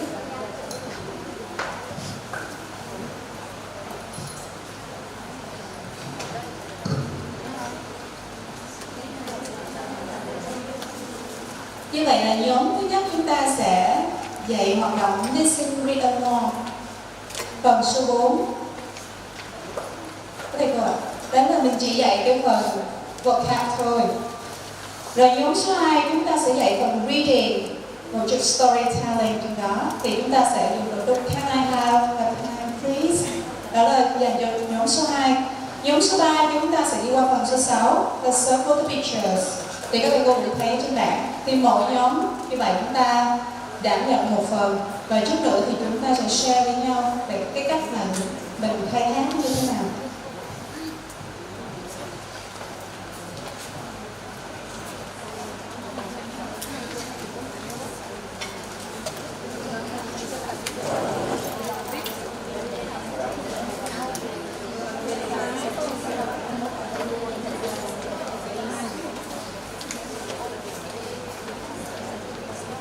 Sự thống nhất như thế này thì trong cái phần đầu tiên là ba cái từ vựng đó, thì trong cái bài số 2 thì các em đã ôn rồi, dạng review, cho nên là các thầy cô thì thiết kế một cái hoạt động để review thôi chứ không phải là dạy mới. Thầy cô ha. Rồi trong cái nhóm số 2 thì sau khi mà nhóm 1 đã review rồi thì nhóm số 2 phải phụ trách vào reading. Thì lúc đó thì các thầy cô có thể review lại thì cũng không sao, nhưng mình đi tiếp thì vẫn không có vấn đề gì. Rồi, như vậy nó sẽ rõ hơn cho các thầy cô mình dễ hình dung hơn ha. Yeah. Okay. Right. How did that go? Did you all enjoy working with the materials? Are we ready? Okay, so group 1. Are you ready to review some vocabulary items for me? Do we have anybody who'd like to volunteer? Okay. Well, we'll have guess for people. Alright, so how about this group? Do you have a teacher? Have you decided who your teacher is in the group?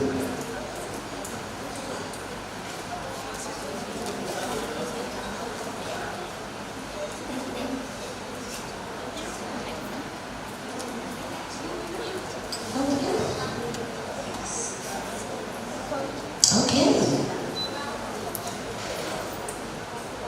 And you can use phones, real life science. And if you'd like to use the board, you're welcome to. Thank you. Sorry, ma'am, what's your name? What is your name?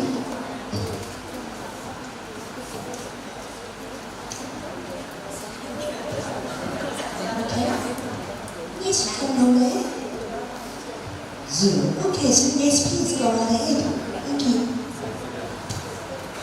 Good morning, students. Last lesson we learned about the letter. The letter say. Oh, very good. So now I'd like to review some words we learned in the last lesson. Okay? Do you want to play again? Yes. I have a game say climbing. Okay? I have some picture here. The first one. Okay, good. The second one. Good job. And the last one. Parents. Okay, so now I might want some of you go to the board, please. Now who is the volunteer? You, please. Okay. Come here. And we will turn back to the class, okay? And now I will raise one of the picture here, and all of you have to help her to recognize the picture, okay? For example, now the first one. What is this? Now help her, please. Now you, what is this? Now, what is this? Parrot, yes or no? Yes. Now you turn back. 1, 2, 3. Yes, clap your hand, please. Thank you. And the next one. Who is a volunteer? What, please? Come here. Now, back to this. Are you ready? Yes. And what is this? Now what is this? What is this? What is this? Pen. Pen. Yes or no, class? No. Now who can help her? One, please. Help her, please. Stand up. What is this?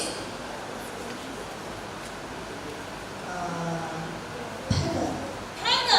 Yes or no? Yes. Now turn back. 1, 2, 3. Very good. Let your hand, please. Thank you so much. And the last one, who is a volunteer? Nyan, please.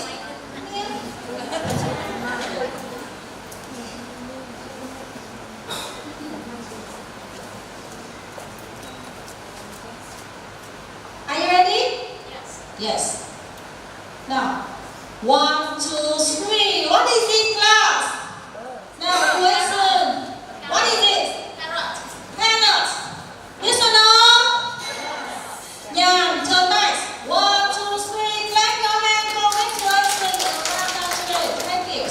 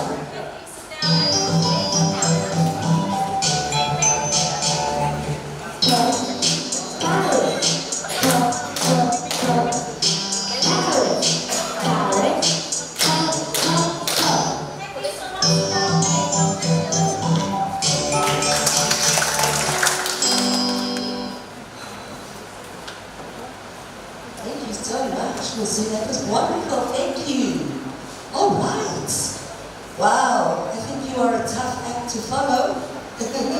But now I'd like to ask somebody from Group 2 to come and demonstrate. What happened to the teacher? Did he run away?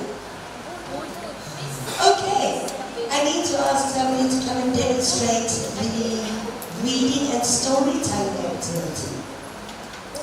So, let's see. Are you ready? Could you do it?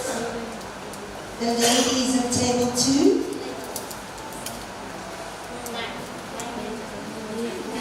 Ooh. Oh.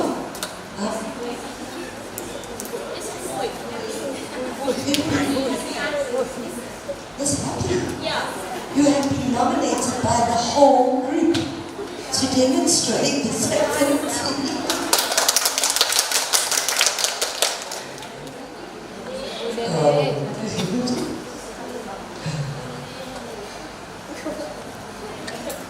Would you be able to do it? No? Oh my goodness.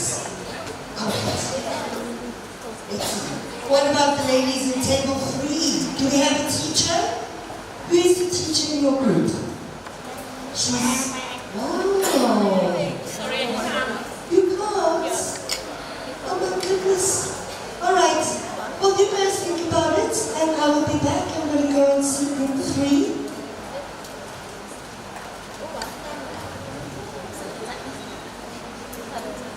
Right. Ladies, have you found a teacher? Chosen a teacher in your group?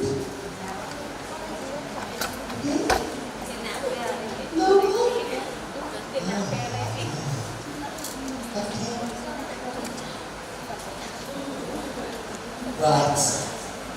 Okay, who's the teacher in this group? There we go. Thank you so much. So you're going to demonstrate how to do the activity for us. Number 3. This one. Would you be able to demonstrate this one? Okay, fantastic.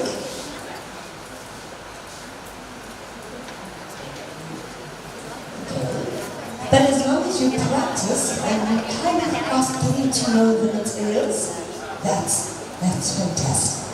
Alright, let's see what we've got. What else we've got here quickly. So lots of different activities that we can use to help teach this wonderful book. As you can see, we've done quite a lot of games. This film demonstrated some really nice games to teach words, as you can see we do. Thank you so much. We've got flashcards, we've got the activity book. If you look in the phonics book at the back, right at the back, you see here we've got phonics cards, or picture cards, which on each student will have their own set. These are also great, you can use them for games. So there's a lot of resources that we can use. Okay? Right. So it's almost time to break for lunch.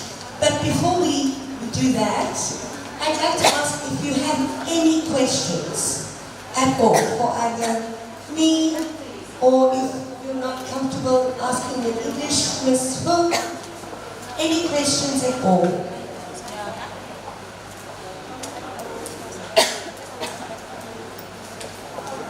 Alright. So I just want to quickly go back and look at those different activities that we gave you. Okay, just some suggestions on things that we could do and how we could teach it. Right, so I think, Mr. You did a great job with the vocab items. I'm going to focus on maybe just re-looking at storytelling.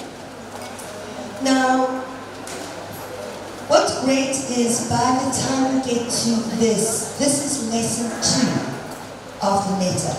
So your students have already been introduced to the vocab items and the structure, the way this one had demonstrated earlier. So now we are just using that again to revise and put it into a reading format. So we could do something like this. Right, students, look at the board, please. What is this? Sorry? Pen. Very good. Can you say a pen? A pen. Excellent. All right, the next one. What is this? Panda. Very good. Can you say a panda? One more time. Very good. And number 3. What is this? What's this? Parrot. Very good. And can we do say a parrot? A parrot. All right. So now we're going to read the story. So we're asking the question.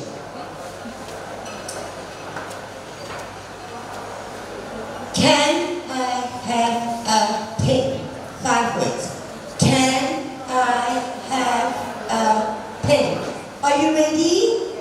All right, we're just going to start with that. Can I have a pen? And the last word. Please. Please. Please. Okay, let's do it again. Are you ready? 1, 2, 3. Can I have a pen, please? Very good. That's awesome. Very good job, students. Okay, and so we're going to do it with Panda. Are you ready?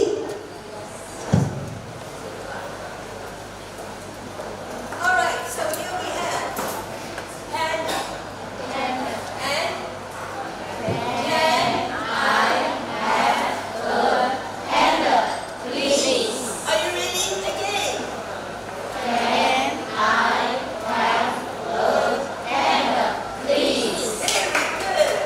Last one. This one is parrots. And the tones are the same. Do you remember?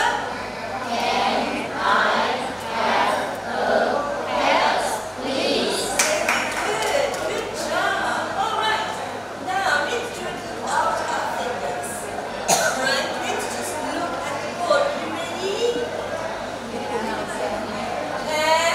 have a pen, please? Excellent. Next one. Can I have a panda, please? Brilliant. Very good. Can I have a parrot, please? Very good. And this one. Thank you. Thank you. Thank you. Thank you. Very good job. Thank you. Okay. Thưa thầy cô là đối với cái hoạt động này á, thì chúng ta có cái hình ở trong sách á. Thì lúc nãy mà khi mình giới thiệu cái cấu trúc là please hay là cái chữ please á, thì lúc đó mình cảm thấy là nếu mà mình vô cái sách liền để mình giới thiệu context của đó thì nó hơi khó cho giáo viên, cho nên mình chọn cái cách là mình đi từ từ phía ngoài, sau đó mình mới nhấn nhận ra sau.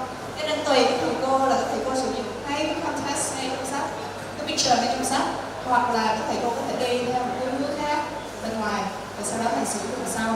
Và lưu ý là trong cái phần này thì có sẵn cái context, mình có cái gì đó có thể enroll cái phần này để các thầy cô cũng thấy rõ trong sách, đúng không ạ? Dạ. Để mà nhanh để kết thúc để cho kịp bây giờ trưa thì đi sơ qua cái phần số 6 thì thầy cô cũng biết là phần số 6 thứ nhất là những cái kỹ năng nào mà học sinh phải có trong cái phần số 6 ạ? Kỹ năng thứ nhất là các em phải nhận diện được hình ảnh. Bây giờ có con parrot, panda và octopus và các em phải nhận diện được hình ảnh, phân biệt được. Cái thứ hai nữa các em phải có dữ liệu, các em phải có dữ liệu. Và thứ ba nữa là các em phải biết cái task, mình gọi là task type. Cái task là gì các thầy cô? Maybe take, maybe circle, maybe match, true or false. Đó là những cái task và các thầy cô phải cho các em đi từ từ nắm được những cái skill đó thì các em mới hoàn thành được cái task. Và quan trọng là các em biết các em phải làm gì và cái task đó là cái gì. Như vậy là em doing is we're talking about the Smart Start books. And in your bags today, you should have all received a copy of the grade 3 book and workbook. Did everybody get one of these? Yes? All right, awesome. So we're going to be talking about Smart Start today.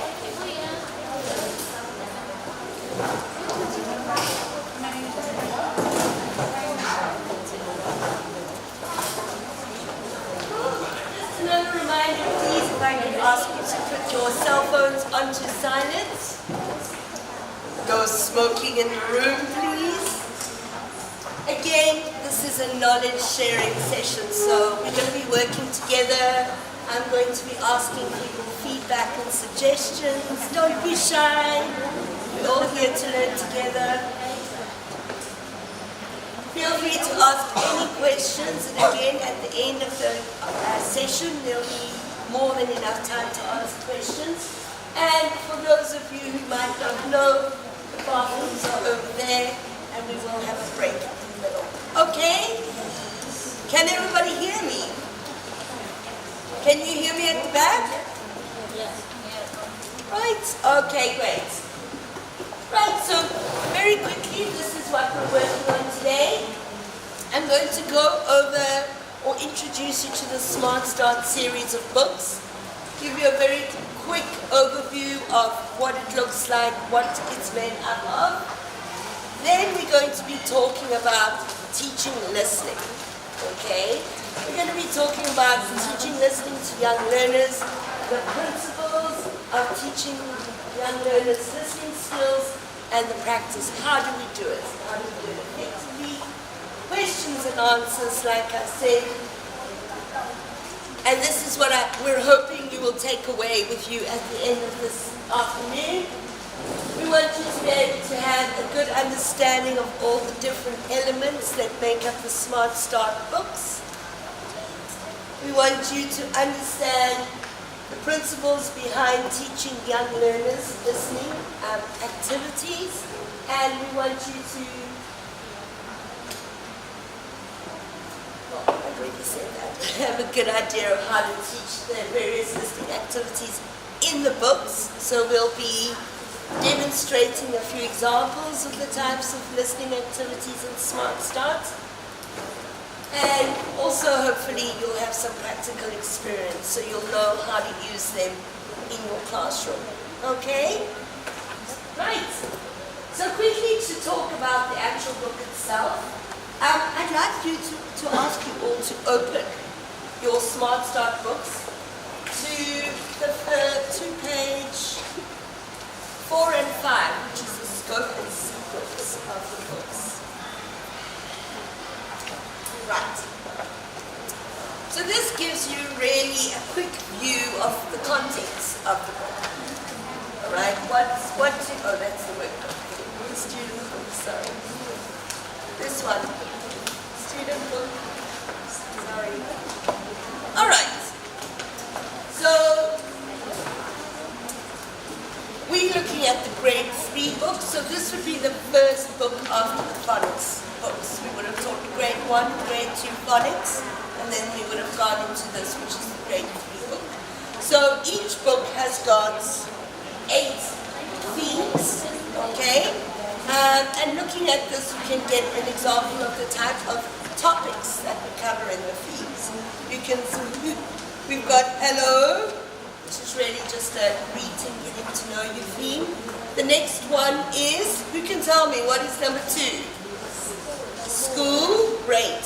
And then, family. Number 4, we talk about colors. Number 5, toys, fantastic. And number 6 would be food and drink. Number 7, places and directions. And then the last unit talks about weather. Okay. If you look at the scope and sequence, can you tell me how many lessons we have in each unit? There are 6 lessons, that's it exactly. And lessons 1 to 4 are very similar. lesson 5 and 6 are a little different. And I'm going to show them to you very quickly so you have an idea of what to expect. Okay? Right, so quickly, as you said, that's what the type of topics we're covering. Right, so lessons 1 to 4 have the exact same structure and outline. So it's very easy for both you to teach and your learners to follow. We're going to start off at the top with the first activity. Activity A is, so if you want to turn to one of your lessons just to follow, you'll be able to see it. Let's say you work with hello. So if you just turn the page, just to give an idea of the structure, all the way that how it's laid out. So activity A, we always start with new words, and that's our vocabulary items. So we're going to start off,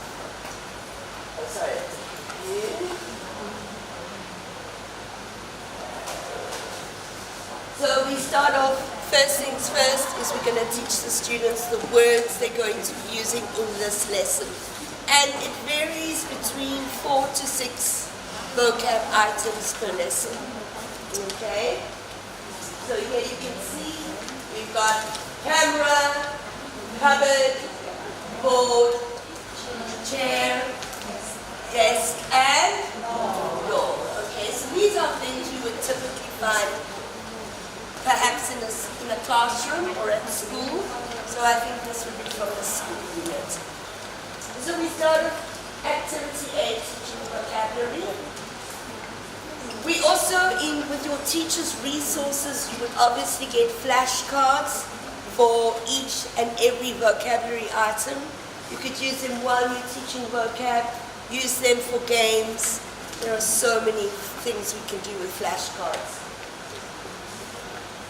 Then we're going to go to activity B. Activity B is really interesting because it really focuses on 3 areas. The first one is, it's a story. So this is your storytelling element.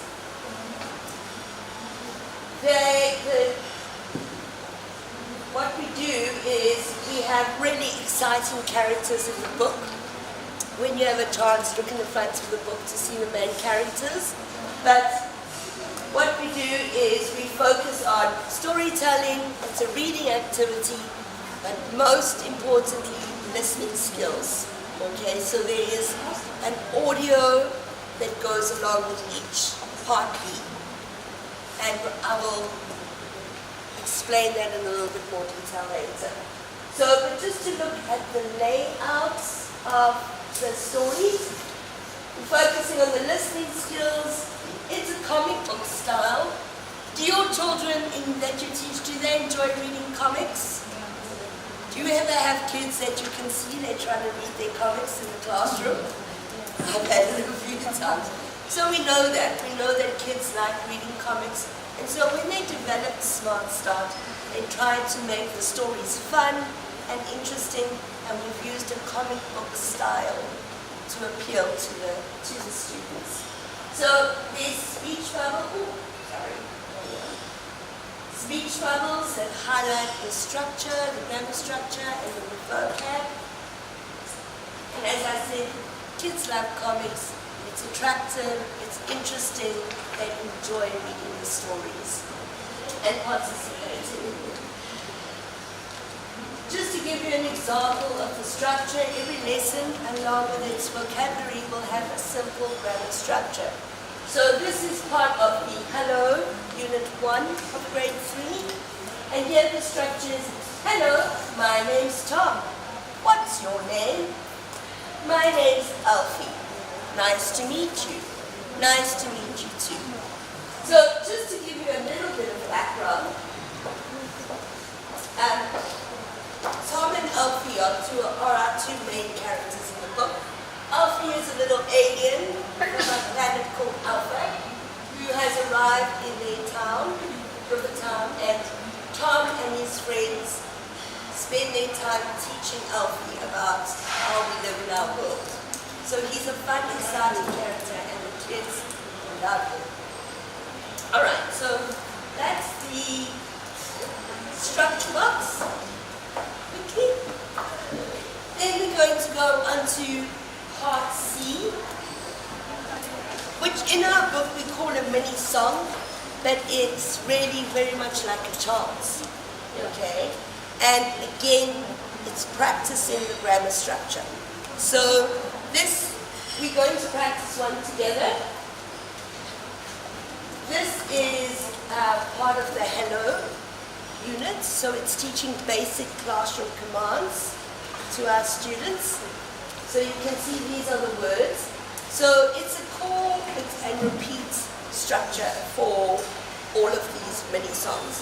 So you will hear the one, first the teacher's voice and then the student's voice afterwards. So just to look at them, the words, it's stand up please, sit down please, hands up please, hands down please, and make a line please. Okay? And again, I'm a big fan of actions, especially with little ones. So I always try and use some actions with them. So if it's stand up please, it could be stand up please, sit down please, hands up please, hands down please. And I normally do this for make a line please.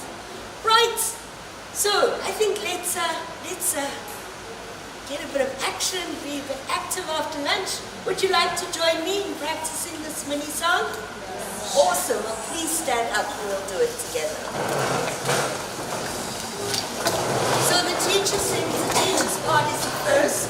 Stand up, please, and then the students repeat. Stand up, please. Are you ready? Yes. Awesome. Let's go.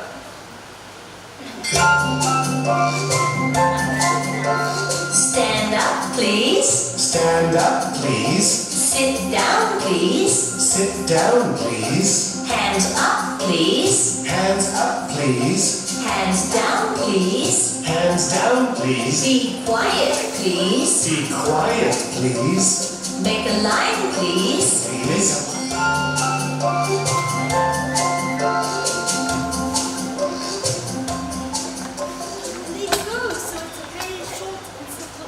Thank you so much. Please sit down. Short, but also fun and has a nice rhythm. Nice, natural rhythm for the children to practice there.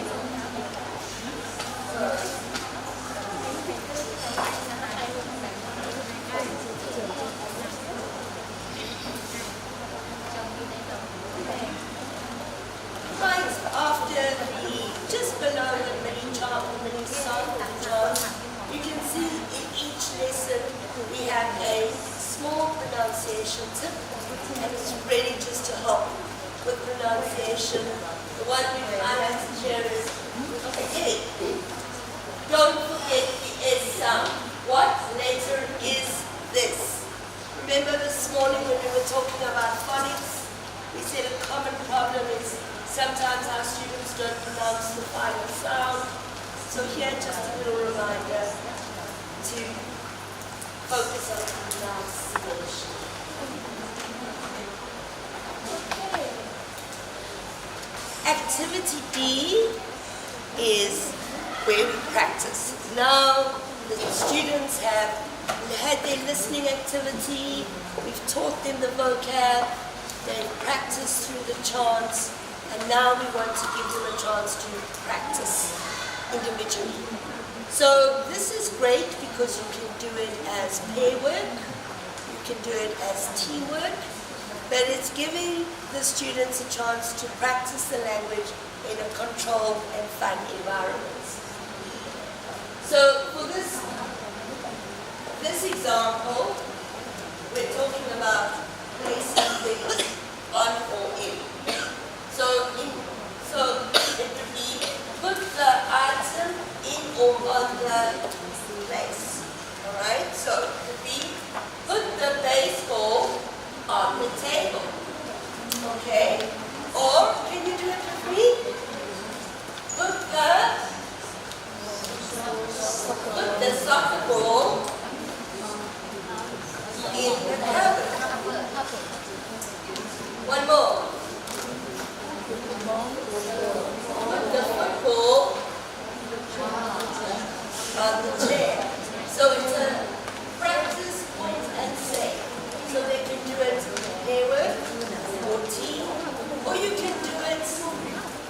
to the class. Okay.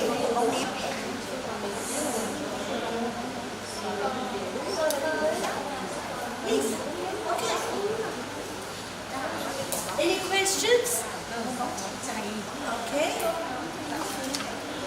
Right. We were speaking about games earlier this morning, right? And we were saying kids love to play games. Your students like to play games? Yes. So each of lesson 1 to 4, we have got games that we use to reinforce the structure. Now these games have all been designed for Vietnamese learners. So I don't know about your classroom in Hai Phong or even in this area, but I know I've taught in some classrooms that are really have large amounts of students. There's not much space to move around.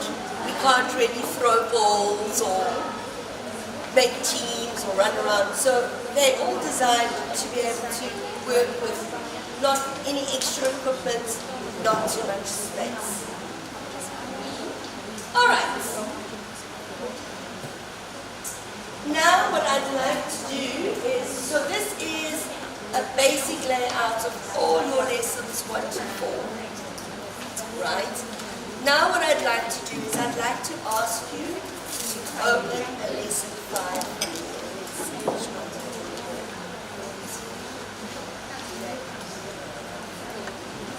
All right. Can I ask you to turn to page 26 in your books?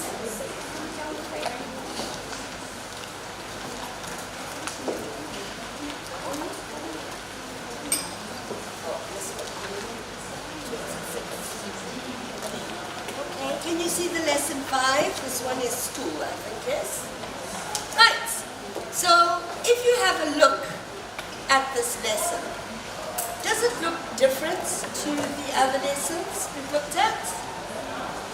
Is there anything different about it?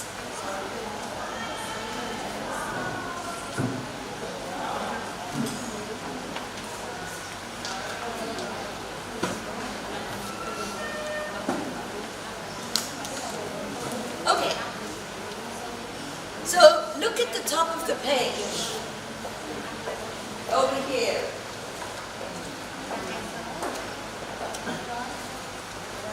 What is this?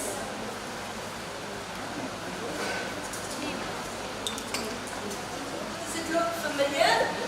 Black. Yes? Flag. Flag of what flag? Vietnam's flag, that's right.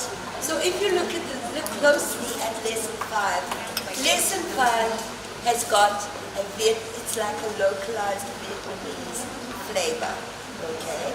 So we're dealing with the same topic of the theme, but now we want to give it more of a local content for the students. What we want to really be able to do is we want to teach Vietnamese children how to talk about their country, their culture, their traditions in English. So it's really great. It's a really great opportunity to get children to to talk about things that they know. So here we're focusing on this one in particular. It's a school lesson. But if you look at it, at the bottom, we've got a little guy by the name of Vin. He's our character, our Vietnamese character, Vin. And here you'll see they're talking about going on a school trip. And Mom is reminding Vin of his things to take with him. And it's even, Vin, remember your scarf. You know, like our students wear their red scarves. Okay, so it's to teach children how to speak about things that are personal to them, in terms of their culture, in terms of Vietnamese values, and also another thing we teach in the theme 5 is It gives us an opportunity to introduce other subjects like math or history or science. So any of the other subjects that we can teach them in English. Okay. The format is very, very similar. We start off with vocab items. Again, you're going to go into a story where there is a listening activity. This useful language, which we use as our structure box. And in this lesson, we are focusing on all 4 skills. So over here, you've got your reading and listening. Your reading and listening. Again, on this side, reading, chance to do speaking practice, and the last one is writing. Okay? And lots of really nice subjects that the children can talk about. We've got Teachers' Day in Vietnam, Children's Day in Vietnam. We talk about TEDs. It's really great. It's really nice content. They enjoy it. Okay. And then the final lesson in each unit is lesson 6. And this is a review lesson. We're reviewing everything we've covered in the first 5 lessons of the unit.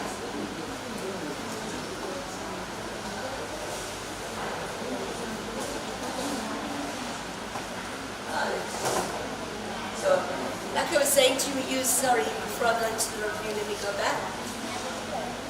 For example, this lesson, we're talking about how you grow rice.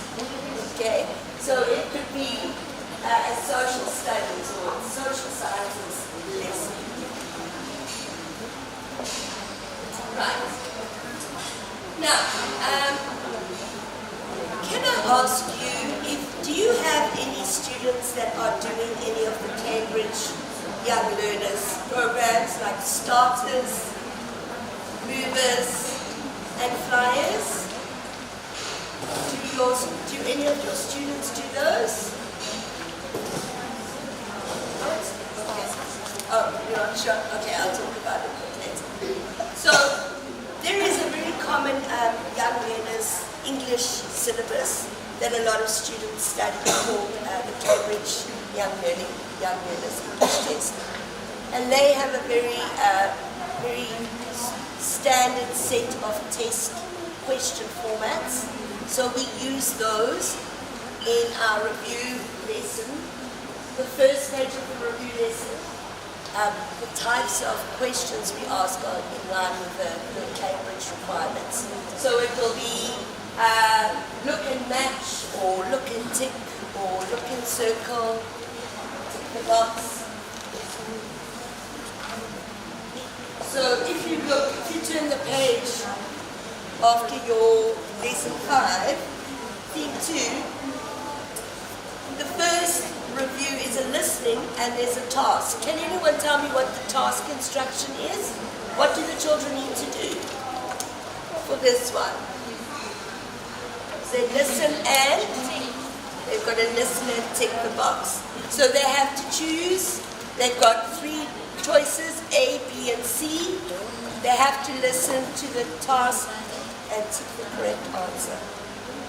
Sorry, excuse me. Again, the next one, B, it's a reading and write. Look and read. Put a tick or a cross in the box. Okay, so it's simple task instructions that they can follow. The second page of the review lesson, which is this page here, at the top we start with a review song. So I'm going to play you an example of one of our songs. This is an example of one of our songs. I think it's from unit 1. Hi, my name's Tom. My name's Nick. My name's Mike. And my name's Alfie. Alfie is an alien. Alfie is an alien. Alfie is an alien. He's an alien boy.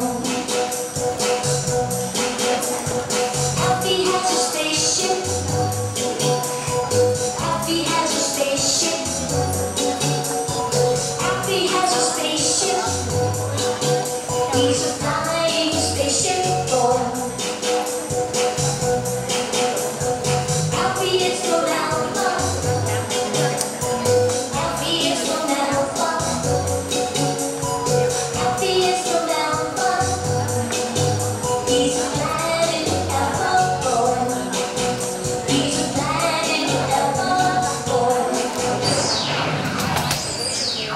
Okay, so they're quite fun little songs for the children to review the language with. And so that's the review song. And after that we have a game that they can play in class. So again, we can do it, they can do it in pairs with their partners sitting next to each other, or we can do it in teams. This is a tic-tac-toe game. Do you know how to play tic-tac-toe? In Vietnamese, we call it caro. Do you ever play that in class with your students? So it's the same idea. Easy games that they can play, and they have to practice the structure and the language to go. All right, and then the final part of the lesson 6 is what we call can-do statements. At the bottom of the page here, you'll see a little box where the students get to color in what they've learned in the unit. So these are things that I can do after having learned this lesson. I can ask and answer about school objects. I can give and follow instructions. Stand up, please. Sit down, please. That's good. I can say goodbye. Now, why do you think these would be important? How could these help children when it comes to learning? Sorry? Well, there are a couple of reasons. One of them is it gives the children a sense of achievements. They can confident, I can do this and I can do that. So it builds their confidence levels. And also it's a nice way for children to chat to their parents and show their parents what they've learned in the English class. Okay.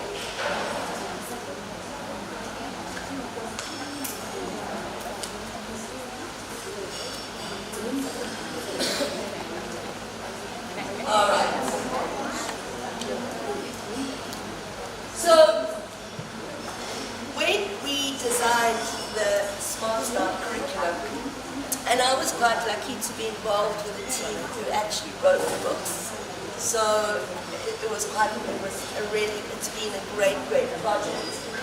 One of the very most important things they wanted to make sure that they did was that they wrote a book that was suitable for Vietnamese learners specifically. So they took the list of the requirements from the Ministry of Education and Training, and they made sure that they could meet all of the requirements. So the whole curriculum is strongly built on what the English mode requirements are for Vietnamese learners. And also, I mentioned the Cambridge Young Learners exams. So that's starters, movers, and flyers. We also use that as a foundation to try and make sure that we're offering them one book that does everything. It's not okay, you're studying in this book at school, but at the language center you need another book to learn the stuff you're not learning at school. We're trying to do it all in one package. Okay.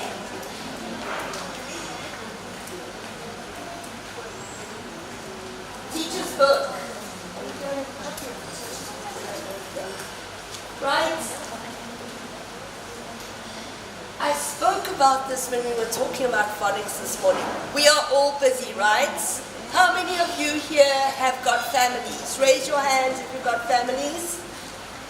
How many of you are moms or dads? Moms and dads? Got children? of your own, aside from your students, right? So you're busy. Are your lives busy?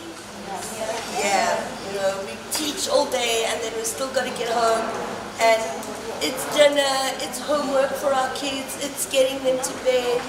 We're busy. And lesson preparation takes a lot of time. Let's be honest, right?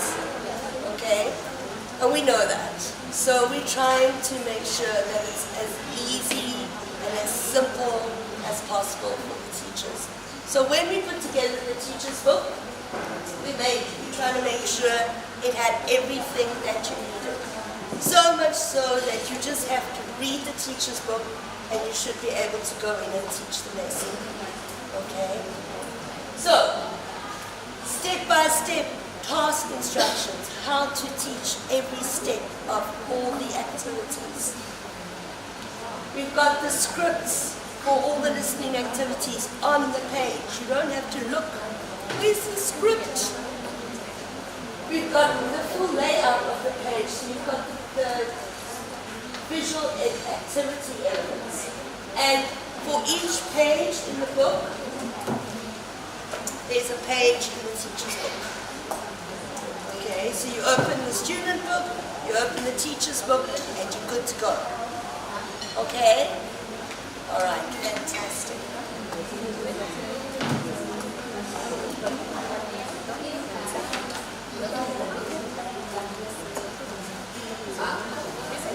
Close.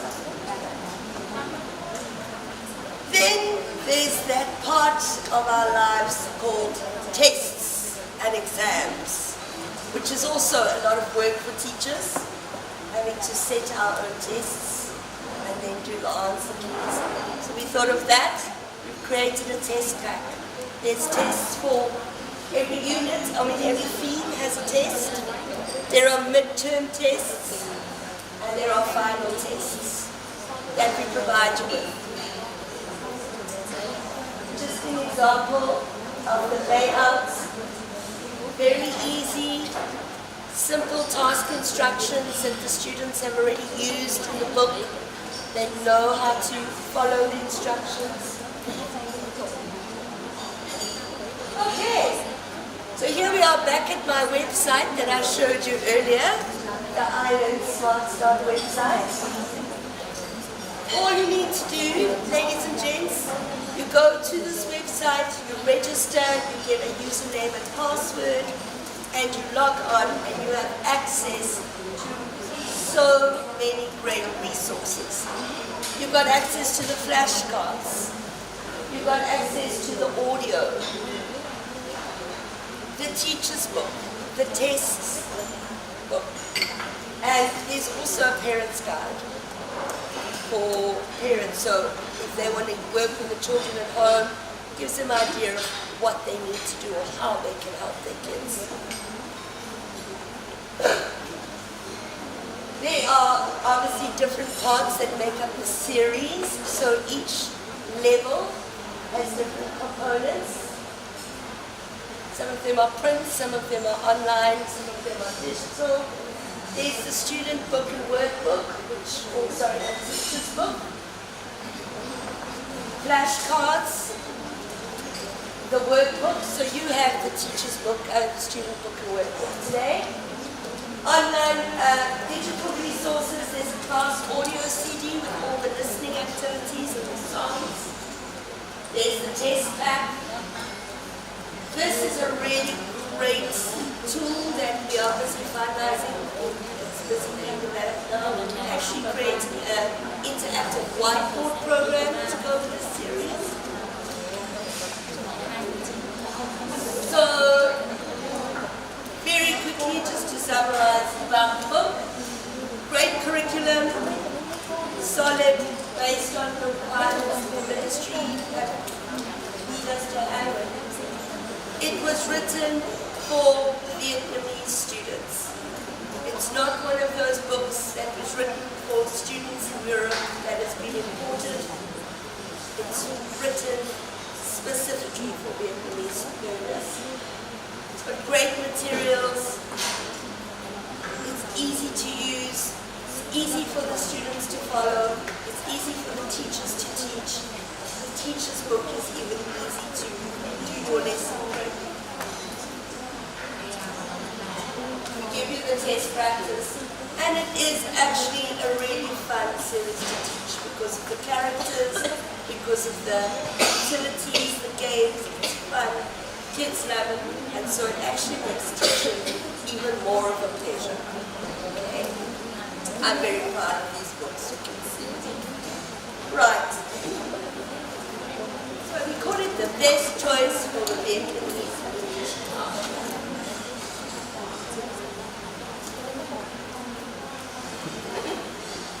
Okay. So, books aside for a minute, and I'm sorry if I seem to go through that very quickly. We have a lot of stuff we are working with today. Expecting you to pay attention for a long time. But one of the main reasons for this afternoon is we want to talk about teaching listening. Okay? And so I wanted to go over the books and give us time to focus on the listening, because I think that's important. We all teach listening, right? Is listening easy to teach, or can it be challenging? It can be challenging to teach listening. I think we can all agree about that. And so that's what we want to talk about today. And hopefully you'll leave today feeling like you have maybe more knowledge or more tools to teach your learners listening skills effectively. Right.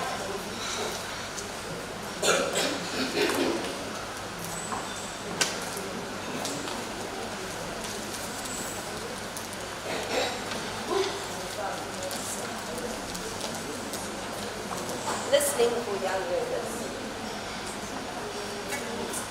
Okay, so before we start, I need to ask your advice on something. Okay, can you help me? On something? Right. So this is my second year that I've been lucky enough to come to Haiphong to do some training. I recognize a few faces today. You may have seen me last year. However, last year was quick. It was in and out. And so this year, I'm lucky that I have one free day in Haiphong. And I want you to give me some advice on what I can do to just make the most out of my free day in Haiphong. What should I do? Where should I go? What should I see? Where should I eat? I want to take something home, some souvenirs. What can I buy? So come on, guys. Give me some suggestions. Where do you think? Where's a good place to go in Haiphong if I want to experience?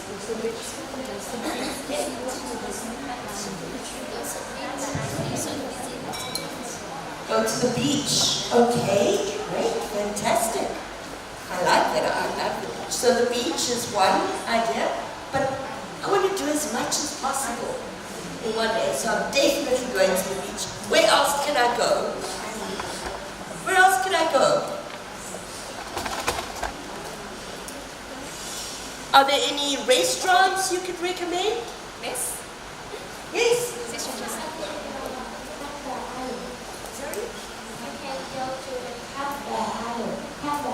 Kappa Island? Wow, that's fantastic. What's a Kappa Island? Where is it? What is it? But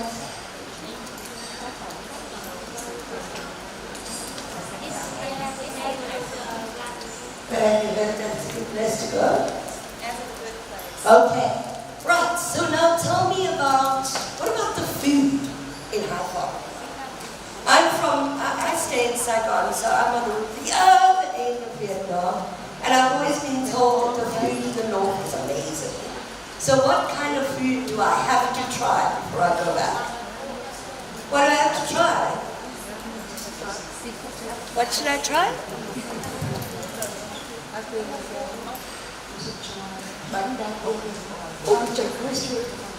Okay, can you tell me what it is though? What kind is it? Meat? Is it vegetables? Like Some noodles. Noodles. Rice noodles. Rice noodles. It's called this Brown rice noodle. Wow. with crab. Small crab. Oh wow, that sounds amazing. Okay, so what is it called again? Okay, before I leave, I'm going to ask you to write that down for me. Is it very delicious? Thank you so much. Any other suggestions? What else could I eat? Okay. What about fruits? Do you have any fruit here that is that really just traditional fruit of the north that I could maybe try? Yes? What should I try now? Is it fruit or another type of food? I think you should try Tiên dog meat. Dog meat. Yes. Is that really very traditional? In Denmark, it's very famous. Famous? Okay. Denmark is famous for dog meat and thuốc thảo trùng. I'll put it on my list and see if I Okay, so now I want to take something home. What kind of souvenirs? If I could go shopping, what kind of things do I need that I could take home? Oh, okay. You buy some dress here. It's really beautiful. Beautiful dress. Oh, I like that idea. Beautiful dresses. Thank you so much. What else? Anything else that I could buy?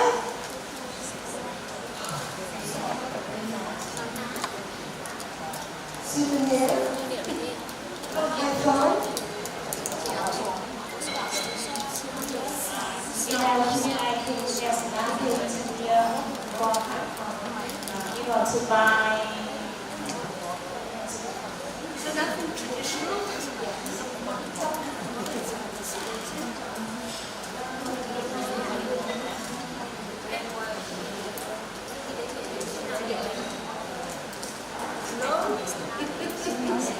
All right, well, thank you so much for your suggestions. So I know I need to go to Kappa Island. Definitely a trip to the beach. Try some crab noodle soup, which I'm going to get written down, the name. Maybe some dog meat. It's very delicious. Is it delicious? Dangerous for you. Delicious or dangerous? But delicious for me. Ah, thank you, Timothy. And I know that I can get some beautiful dresses. So thank you so much for your suggestions. And at least I have an idea of what I can do tomorrow, right? Okay. So now I want to ask you another question. What have we just been doing right now when I asked you for suggestions? I was asking, you were listening to me, right? And you answered my question by giving me your suggestions, and I listened to you. Is that what we were doing? Yes or no? Yes? Okay, so what we were really having is a natural conversation, right? Just a natural conversation that you have when you are with a group of people or with one person. And when you have a natural conversation, we do what we call natural listening. Okay?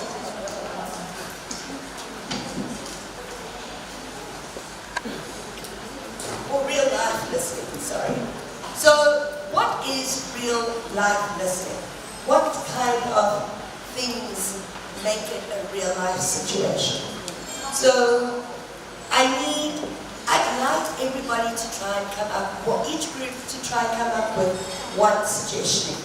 I'll start by saying, for example, in real life listening, you can see person that you are talking to. Right? What else makes real life listening? What is real life listening?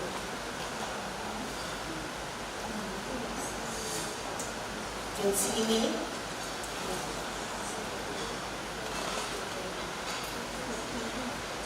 Did you understand the questions I asked you? Not really. Not really? Can you repeat? No. Let me repeat it.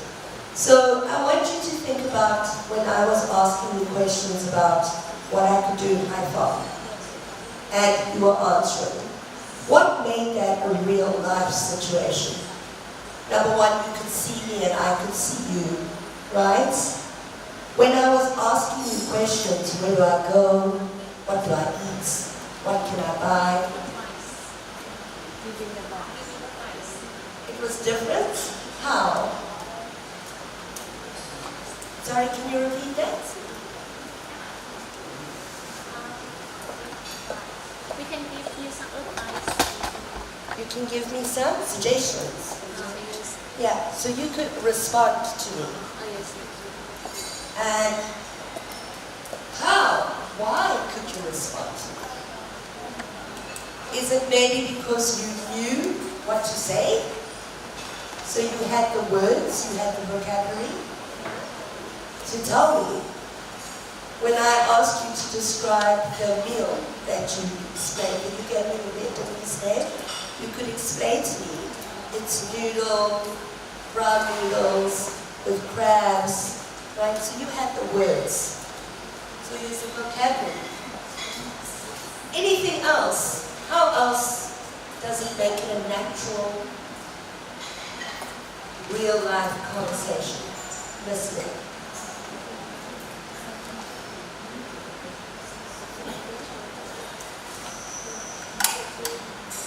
Okay, I'll help you a little bit more. First of all, when I was talking to you, it was quite a casual conversation. Yes? It's quite relaxed, quite informal. So is it using informal speech?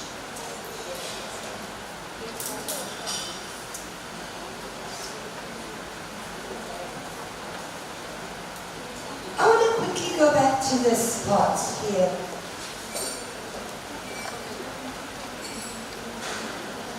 There's something about when you can see the person who is talking to you, right? We have this thing called body language. Do you know what body language is? What is body language? Body language is the things that we do, how we maybe use our hands, or the expression on our faces. Maybe if I'm angry, I can stare you down, or I'm happy, I'm smiling. And we use that to help us understand what the person is saying, right? So if you cannot see the person, can you see body language?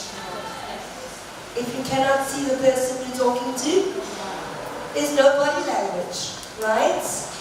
So that's another one, if there's no body language. Oh, sorry. So these are the types of things that make a natural, real life listening. Listening in real life. Who's my man? You know who's talking. Okay?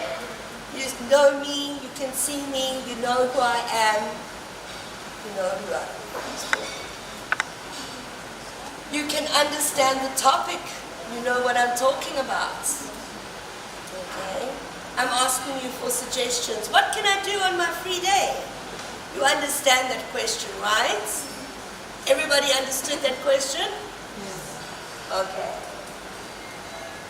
Because I'm asking you something you know about, you can respond. You would be interested in what I'm saying, right? So there's interest in the topic. I mentioned this already. You understand, you have the words to answer. Okay? Temple. So you know the vocab, or you have the vocabulary. You can see me, so you can see my gestures, you can see me smiling when you said to me, I should try dog meat. What did my body language did I look a bit shocked? And a bit surprised? And I was like a bit uncertain. And you could only see that from my reaction, my physical reaction, right? So body language plays a huge part in how we not only communicate, but how we understand and we listen and absorb the information we're getting from other people. And when we were speaking, it was in a relaxed, casual, informal style, like I would speak to you at the break, or if we were having lunch. It's not a rehearsed academic style of talking. It's very relaxed, very casual.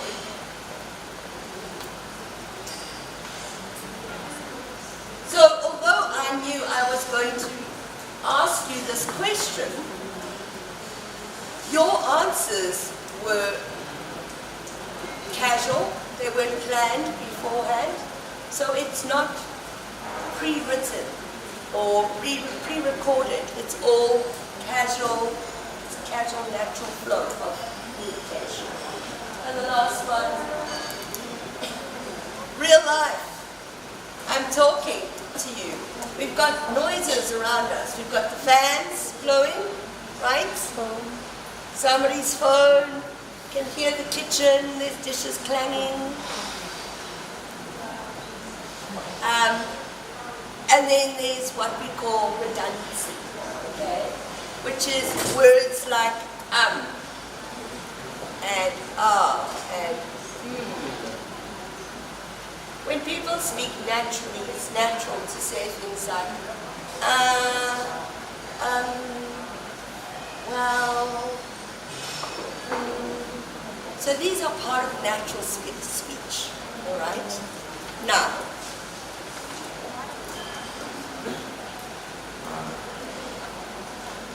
does anybody have anything else they want to add? Do you agree with this? Can you see how natural this is? These are the things that make up when we have a real life conversation, so real life listening. Now, look at our list and think about what we've just spoken about and tell me, when we're in class and our students are listening to an audio for a listening activity, is it the same as real life listening? No. It's not the same as a casual conversation. Okay? Why not? What's different? You can't see the action. You can't see the actions. You can't see the sense. You can't see the person, so they can't see the speaker. Good point. They can't see the speaker. What else is different? Think about things challenges that you might have when your students listen to audio. They can't see the speaker. What about vocabulary? Do they always know the words? No. Or maybe they know the words, but do they understand them? So you might have learned them, but they don't know how to put them into context in a conversation, right?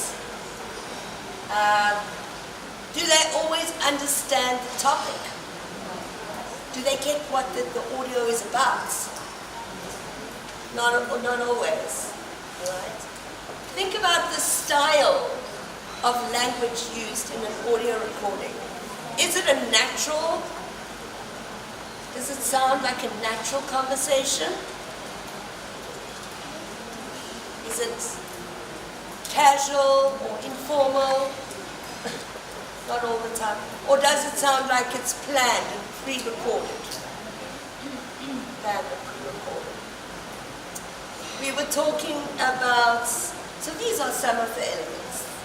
Is there anything else that you can think of that makes real life listening different to in-class listening?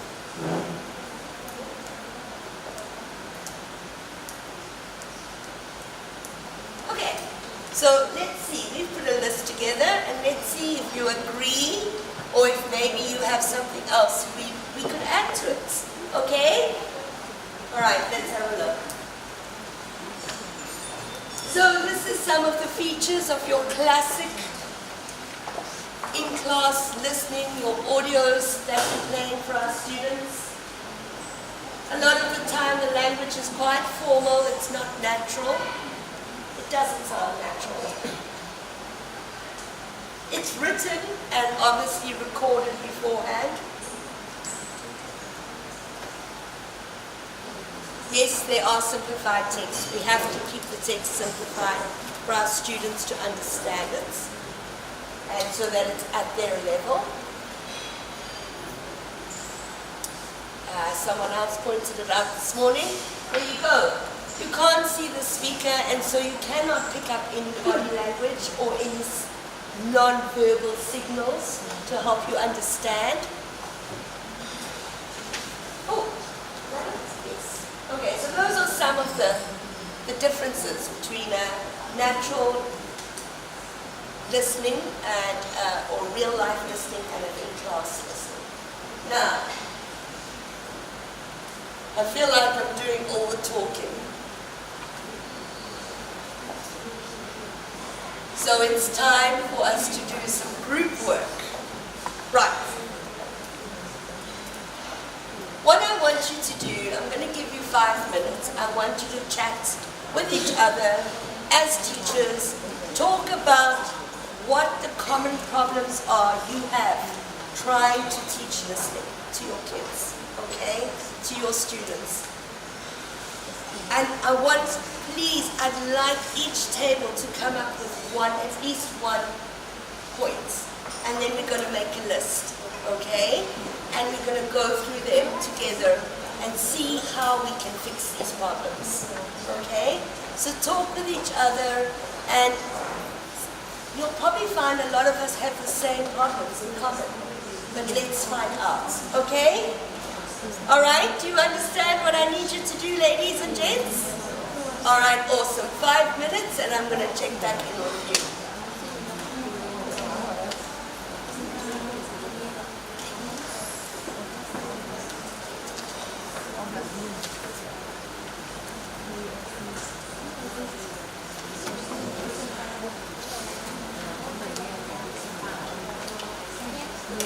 Okay, so everybody, have you had a chance to talk about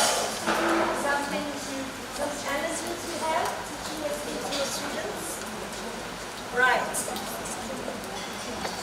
Okay, so we'll start at the back. Can I ask you ladies to give me an example of something, some kind of this piece? What's the common problem you have teaching listening to your students?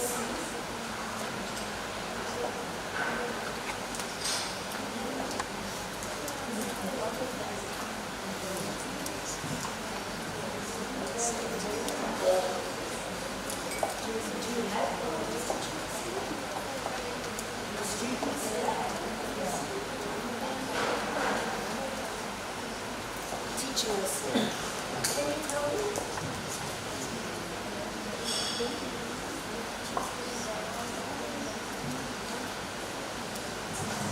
Can anybody give me an example of an example of the type of problem you have in your classroom teaching listening to your students? Can you give me an example? Okay? No? What kind of example?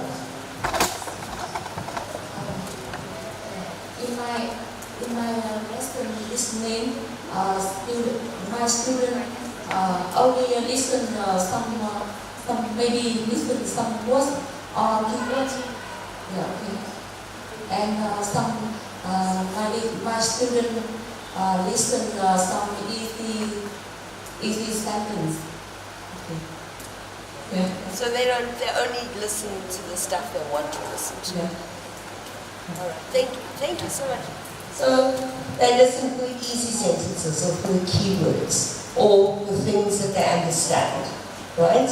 Anybody else? Can anyone else tell me a common problem that they have? Yes.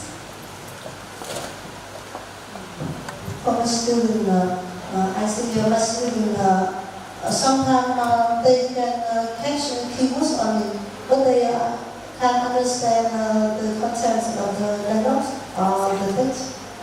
And sometimes they can listen with the words that have the same sound. Okay, so there you go. That's right. Thank you, that's perfect. So a lot of the time they don't understand the context of the dialogue, so they can't follow the story. So because the keywords only. Because they only get one or two words, they can only catch one or two words. Okay? Very common problem. Another thing is that they get their sounds confused. They can't distinguish between the sounds, words that sound similar. Okay?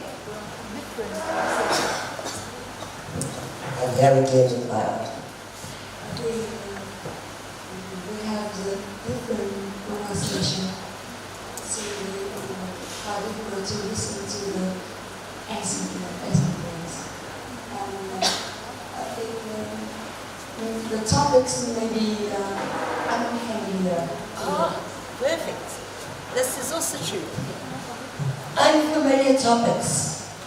They're listening to things they don't know about. How can they understand something that they don't know about?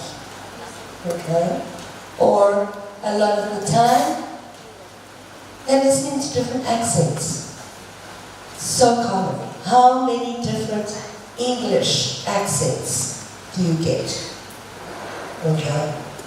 You get British English, And American English. American English, Australian, Canadian, New Zealand, Singapore, and the list goes on and on. Scotland, Ireland, I battle with Irish. So there are so many, many different accents. And so words sound, the same words can sound very different if they're said with a different accent. And it's confusing for the students, right? Okay, very good. Anybody else? Thank you, this is a great list. Anybody else that'd like to add anything? Okay, well, I think we've definitely got some really great points here. Let's see what else, if there's anything we can add to it. I love this space. Right, and here we go. I was saying, unfamiliar or boring topics that the kids don't understand and they're not interested. So why should they listen? Right? They don't have enough vocabulary, so they don't understand the words. How can you listen to something if you don't understand the words? You don't have the vocabulary.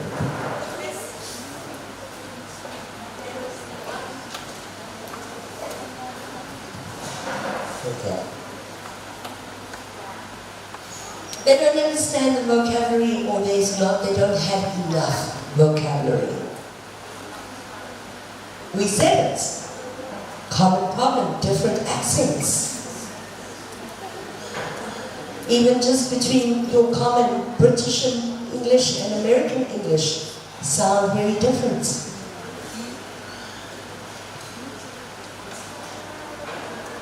Common problem. I'm even guilty of this. It's too fast. The children cannot follow. They battle with connected speech. They battle to understand. I see a lot of people smiling. I can think that this is something we can relate to. And if it's a boring topic, or it's something that they don't understand, they're not going to listen. Why should they listen? Boring, they don't understand, they're not interested. There's no reason for them to listen, right?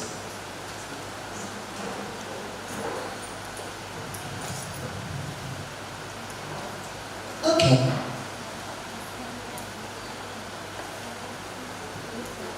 So, what do we do next? Let's see. What happens when you've got children who don't understand the vocab, cannot follow this listening activity, don't understand the accents?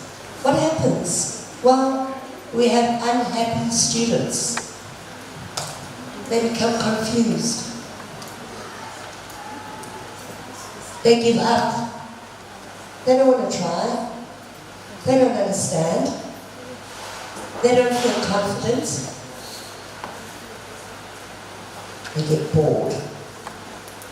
I can promise you, if I had to sit and listen to something in a language I didn't understand, I would get bored. Or maybe they understand a little bit, but not enough to be able to do the activity, and they get frustrated. So they're going to give up. Natural. Again, if you don't understand, you feel like you feel like you're frustrated, it's not helping you grow, and it's not making you feel confident. So it's not helping them with their confidence.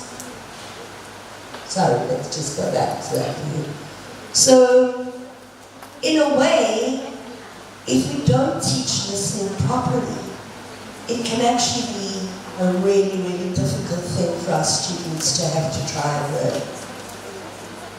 Listening is not easy to teach.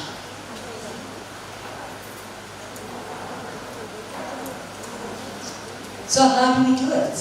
How do we teach listening? How do you teach listening in school? I want you to start thinking about what you do when you teach listening. And not just teachers speaking, student listening, but also if they're listening to an audio being played and they have an activity they have to complete. How would you teach it?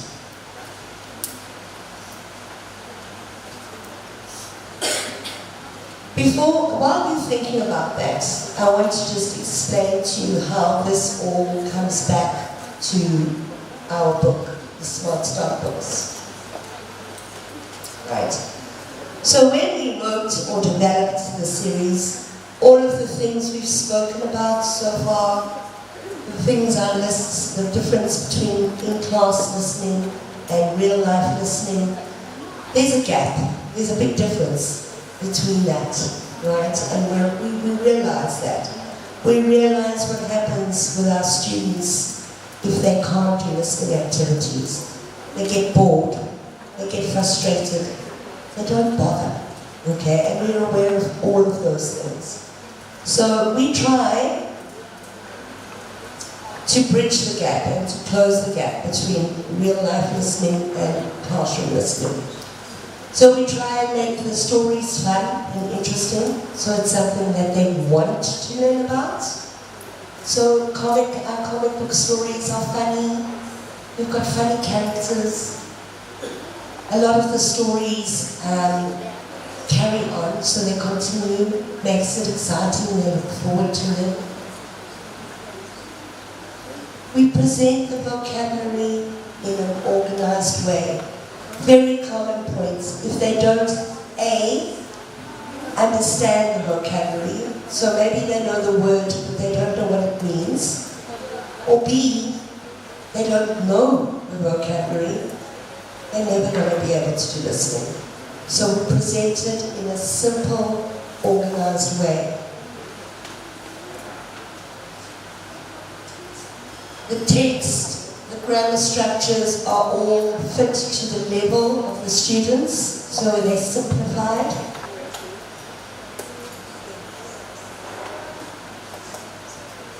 when I showed you the elements of the Smart Start book earlier this afternoon, I showed you, we've got the pronunciation tips, we've got the mini songs and the chants, we've got the songs. So we've got lots of different activities that will help the children develop their listening and their speaking skills in the book. As I said, fun and interesting stories, funny characters. Kids love the characters, especially the little alien guy, Alfie. He's so funny. And most importantly, we built these activities. One of the main things we wanted was to build the children's confidence. The more confident they feel, the more they will use the language. They'll be more confident to speak, or to try and speak, or to listen.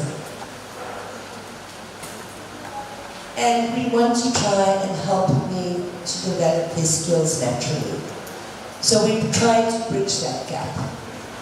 Okay, so I asked you a little earlier to start thinking about how you teach listening in your classroom. Okay? So we're going to start doing a little bit of practical work soon. But first, before we start with that, let's look at how. How do you teach listening? What are the elements of listening? So when it comes to teaching listening, there are 3 very important stages of listening, which we're going to go into each one of them. And each one has an aim. So there's something you want to get out of it, an objective, and there's a way in which you can teach it. So we're going to look at the aims, and the way, we're going to look at suggestions. What can you do? How can you teach these different skills? So the very first stage of the teaching listening is something we call pre-listening. And can anybody tell me, what does the word pre mean? Pre. Before, right? Pre is before. So your pre-listening is what we're going to do before the students even listen to the audio. There are certain steps that we're going to take to try and make sure that they're prepared for what they're going to hear. Alright? So pre-listening absolutely is such an important part of teaching. The first thing to do is we want to teach them the vocabulary. We want to make sure they know the words they're going to hear. We want to make sure we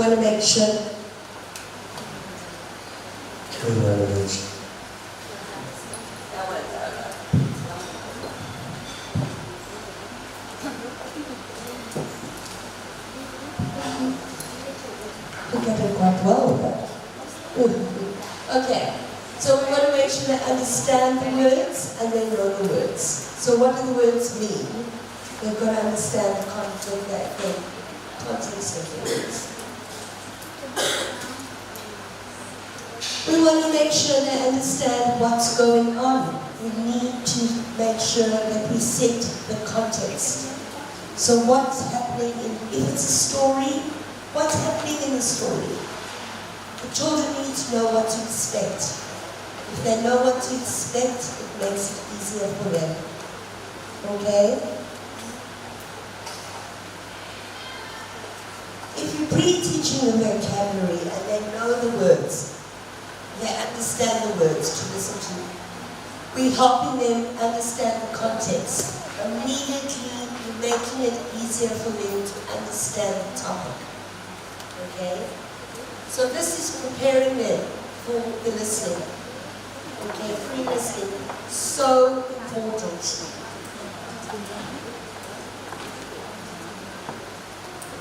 And that last point is quite interesting. It's called activate students' knowledge of the topic. Sounds quite interesting. Let me explain what I mean by this.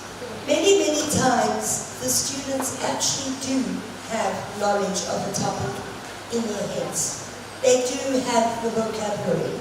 They might just have forgotten, or they might not know how to put it in the right context.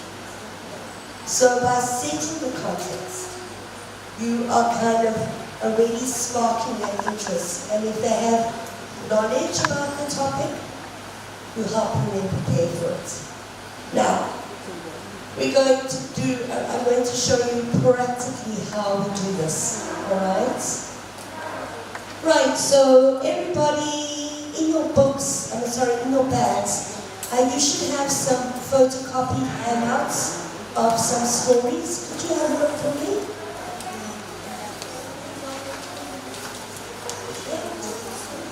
They look like this. Does everybody have these ones? Alright, great. Right, so we're going to work with these together, okay? And right now we are just working with pre-listening. Okay? Thanks.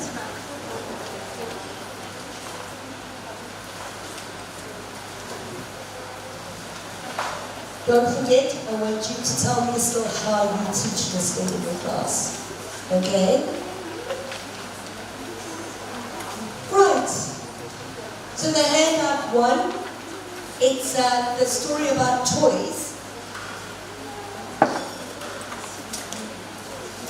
So the first page. Alright, so let's look at it step by step. The first thing we said, does anyone remember the first step in pre-listening? What is the first step? Pre-teach what? That's right, we're going to pre-teach them the vocabulary. So, first, activity A or section A in the books is always the words for those lessons. So we're going to teach them the vocabulary, okay?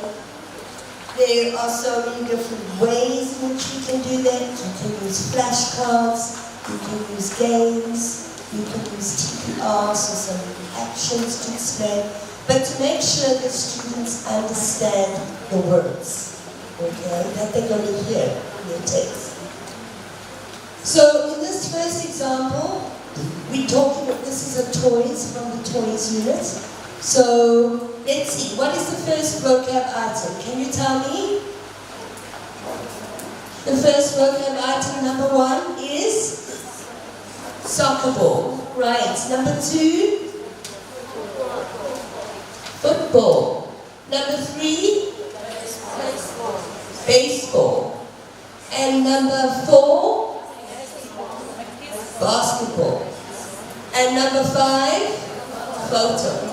Alright, so this is really could be quite difficult because it's the first 4 are all different types of balls, right? So your students might know what a ball is, but now we need to explain to them a baseball, a basketball, a football, and a soccer ball. So you need to explain the sports. Maybe you can show some TPR.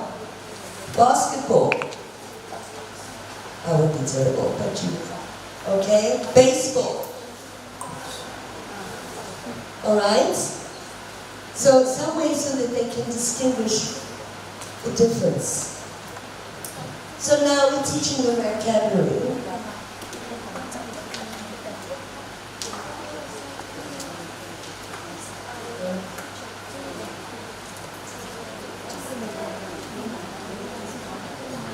Oh my goodness, I just realized your printout is different to mine. Oh, different to my slides. Okay, well that's fine. Let's just work from your printout, okay? In which case it's doll, kite, ball, robot, big, and small. Alright, so we taught them the words. Now we're going to try and we're going to look at the story.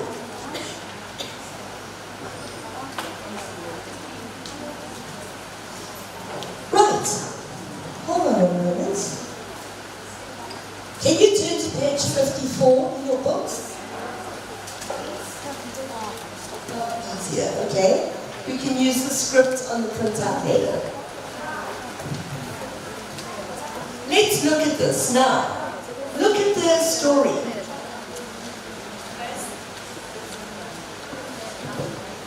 Over here. Look at the comic book. I want you to tell me, what can you see? Who can you see? Who can you see? Children. How many children can you see? 3 children? Oh, and an alien.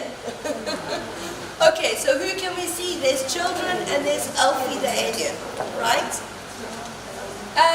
Where are they? Where does it look like they could be? Where? At a shop.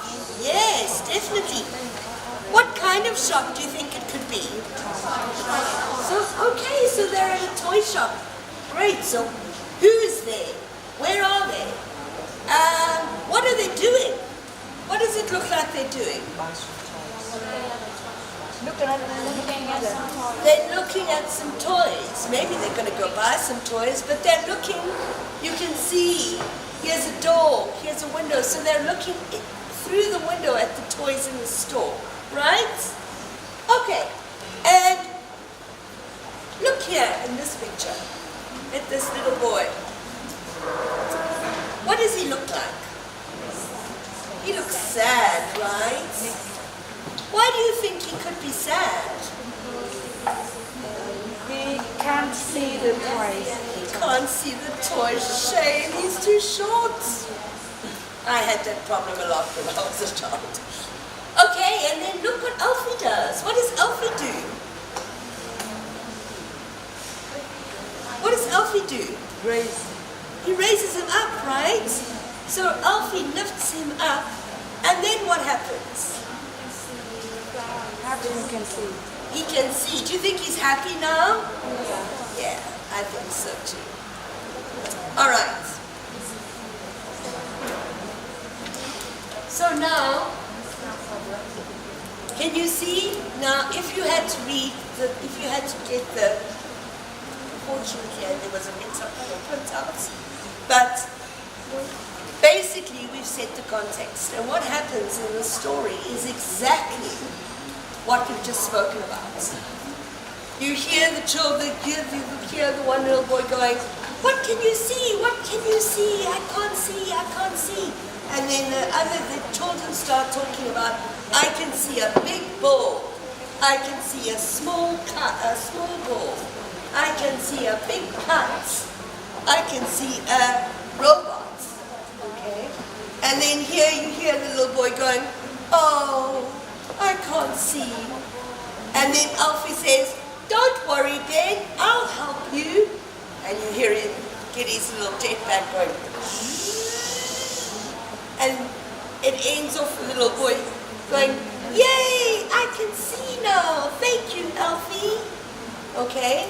So by the time, if you've asked your students these questions, who are they? Who's there? What are they doing?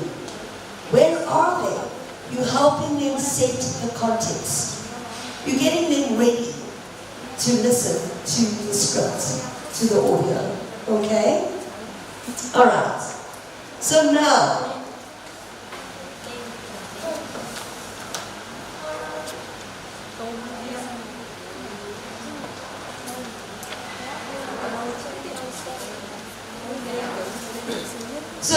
just to recap, we want to pre-teach vocabulary. Make sure they understand the words they're going to hear in the story. Ask the questions. Easy questions that I asked you, right? What kind of questions did I ask? Who? Who can you see? Boys, girls, if they know the names of the characters. Tom, Alfie, Ben. How many? How many boys? How many girls? Where? Set the context. Where are they? Are they at home? Are they at school? Are they at at the store, okay? What are they doing? And what do you think is going to happen in the story? Okay? Right.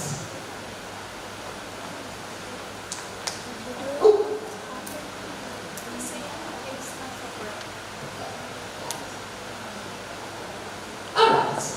So I think it's time for us to have a little break. Yeah?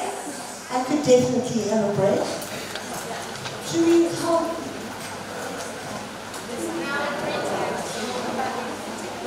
15 minutes? Okay? So 25 past 3? Yeah. Alright, great. And a little break to stretch our legs. Thank you. So we'll be back in 25. Đang đi đến cái giai đoạn là pre-listening. Thì cô cũng biết là trong cái phần dạy listening thì chúng ta có 3 cái stage. Stage thứ nhất là pre-listening, stage số 2 là blind và stage số 3 là post. Thì trong pre-listening, những cái mục tiêu chúng ta cần phải đạt được đó là chúng ta phải cung cấp dữ liệu đó là tương đương cho học sinh. Cái số 2 nữa là chúng ta làm gì thầy cô? Cung cấp cái ngữ cảnh cho học sinh.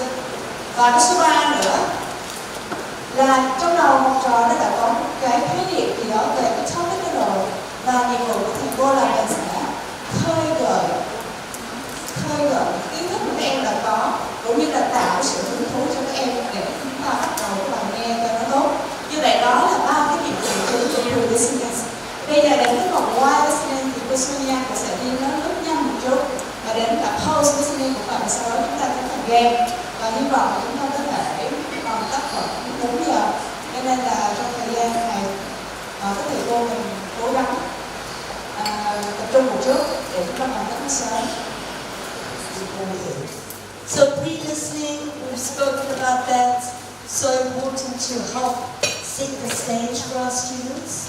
What I want you to do quickly is, if you look at your second handouts in your book, we're going to talk about while listening, and this is what we want the students to do when they're listening to the audio. Now, in the Smart Start books, you'll see there's always a minimum of 2 listenings. The first one says, listen and read. So here, we want them to, with the in listening, the instruction is very simple.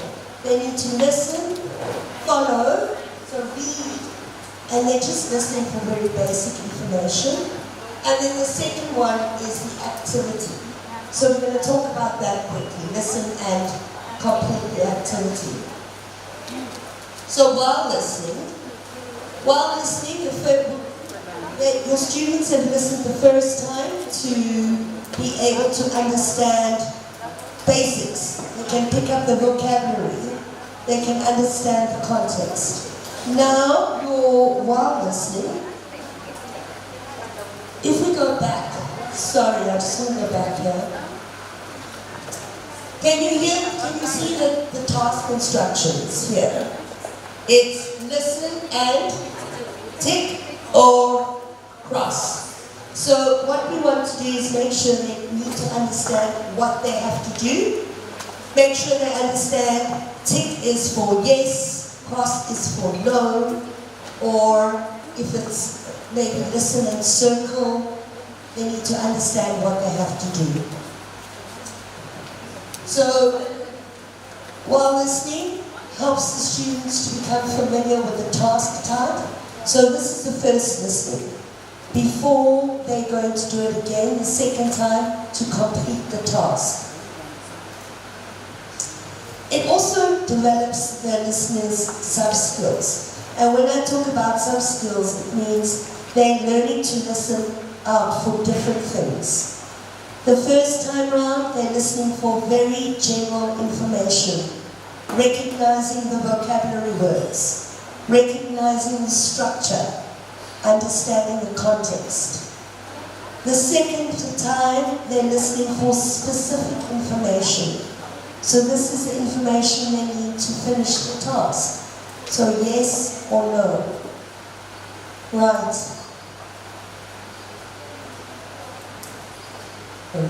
sorry. No, the wrong way.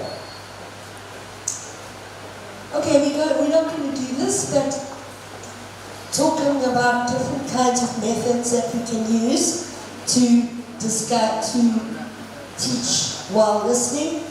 Like I said, making sure they understand what the task requirement is, and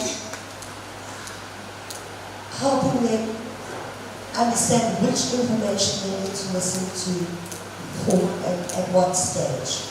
So they understand the context, they understand the vocabulary, they understand what they need to do in terms of a task. They listen to the audio twice, and then we always play it a third time, okay? Third time is for the students to check their answers, okay?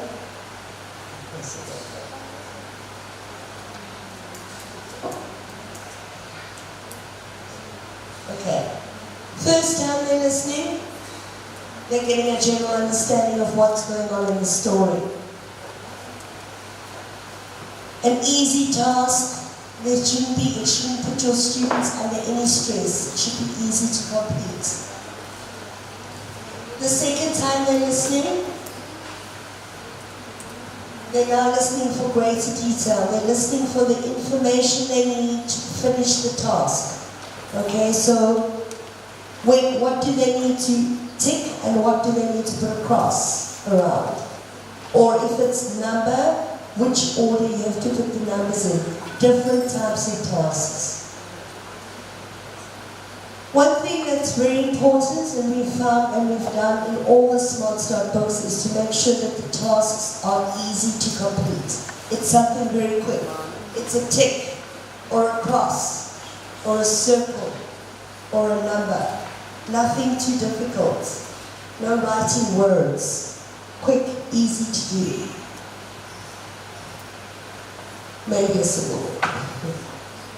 But it's an easy task, and that's so important because our students get confused and they end up not being able to complete. The third time, we're listening to check our answers. Okay? Right, everybody, we've all finished. Everybody's done, put their tick or cross. Let's listen to it one more time and check our answers. Okay? It gives them a chance to make sure that they've completed the task completely. What's very important is with the listening is that we do not rush it. Okay? You have to have a break between each time your students listen to the audio, and they need to understand what you require of them each time. Right, the first time we're going to listen to follow the story. So you can hear the characters' names, you can hear and listen for the vocab words. Then you say, then there's a break. Okay, boys and girls, this time we're going to listen and we're going to put a tick or a cross in the box. Okay? And the third time, right, students, last time, let's listen to it and check our answers together. Okay? And then we're going to move into break time. We already did that. Sorry.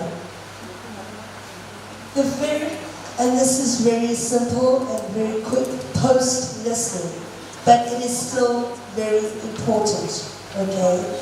Post, what does post mean? After. So pre was before we've listened, now we've listened, and now we're doing afterwards. So it's almost like reviewing the listening activity. We want to make sure the students understood the text. Did they understand the context?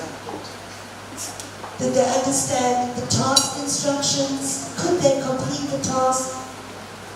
We need to check if they now know how to practice the language. So can they use the vocabulary? Can they use the structure? And how do we do that? How do we do post-listening? Again, we ask them questions. Focus on the content. What happened in the story? do?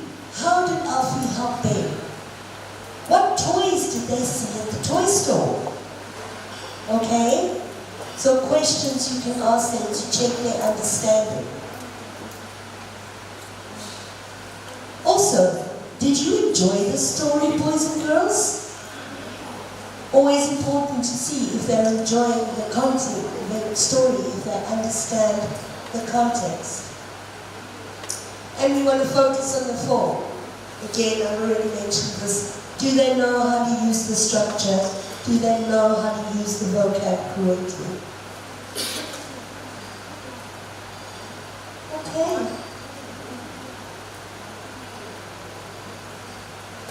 Alright.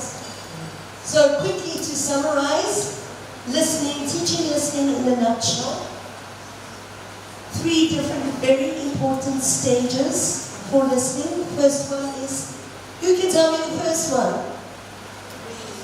Pre-listening.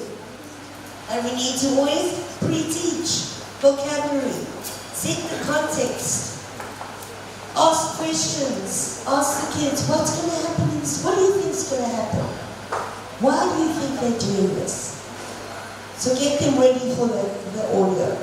Next point, while listening, get them to listen for general information. Get them to listen for specific information to complete the task. And the third time we listen, to check our answers. And post-listening, very important.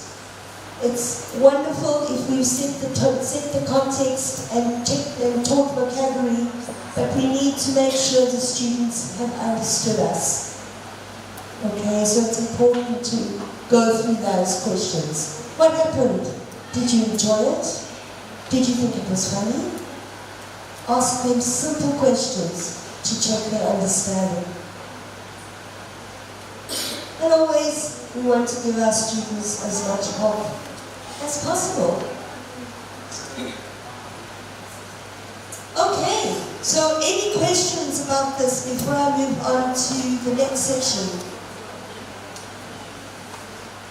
Is that okay? Everybody's good? Alright, great. Oh, birthday comments. I'm sorry, I forgot that part. Games. Everybody loves to play games, right? Why do you play games in your classroom?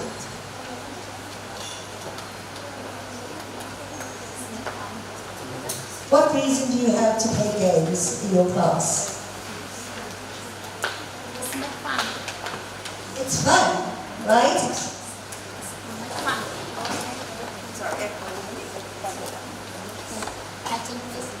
It's fun. Yeah, it makes your lessons fun. It's fun for the kids. The kids like playing games. I know for myself, sometimes I use it as a reward. If we finish our work, we'll have enough time for a game. Does anybody else do that? Am I the only teacher that says, if we finish, we'll have time for a game? So sometimes it can be a reward, right? So many reasons to play games. Okay, so very quickly, I'm going to play a game with you. Do you know this game? Do you ever play this game, teacher says? Oh, good, so then I don't need to explain the rules to you. So very quickly, while I've got you for the last few minutes, just to remind you, if I say teacher says, you do the activity. If I don't say teacher says, you don't do anything, right? Teacher says, are you ready? Teacher says, stand up. Teacher says, touch your head. Teacher says, touch your nose. Touch your shoulders. Think you're tired. Right. Teacher says, rub your tummy. Teacher says, rub your head. Rub your tummy.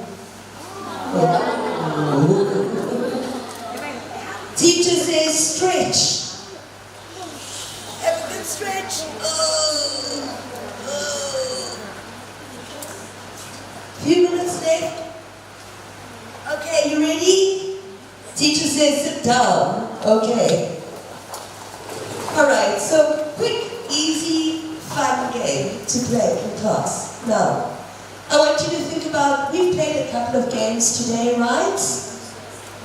Can you remember some of the games you played? Do you remember the first game I played with you this morning?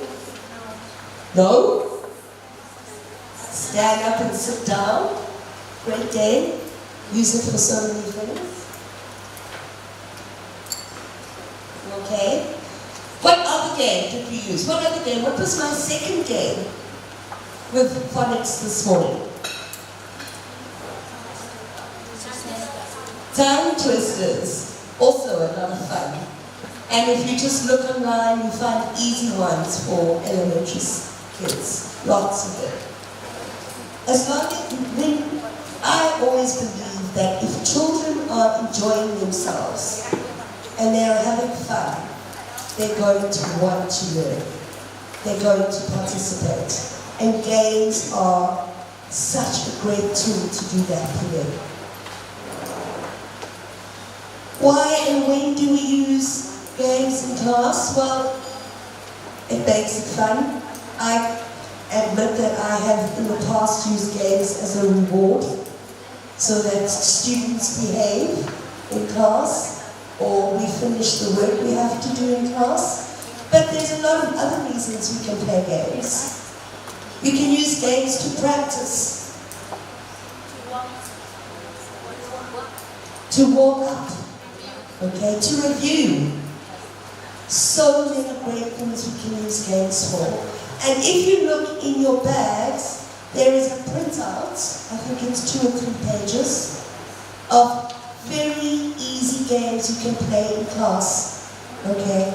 A lot of them you might know, like I think stand up and sit down is on there, if I remember correctly.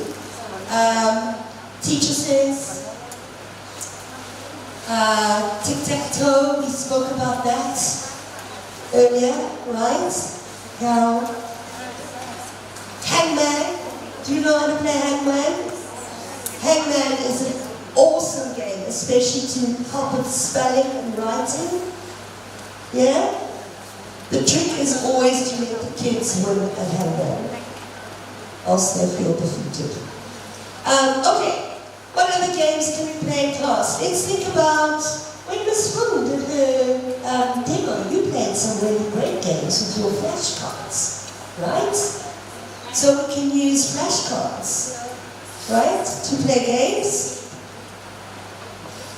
We did the jumping game. You had the jumping game. Yeah, that was good. This blue, I think it was. You did your miming where you had to do the action. The guessing game, that's it.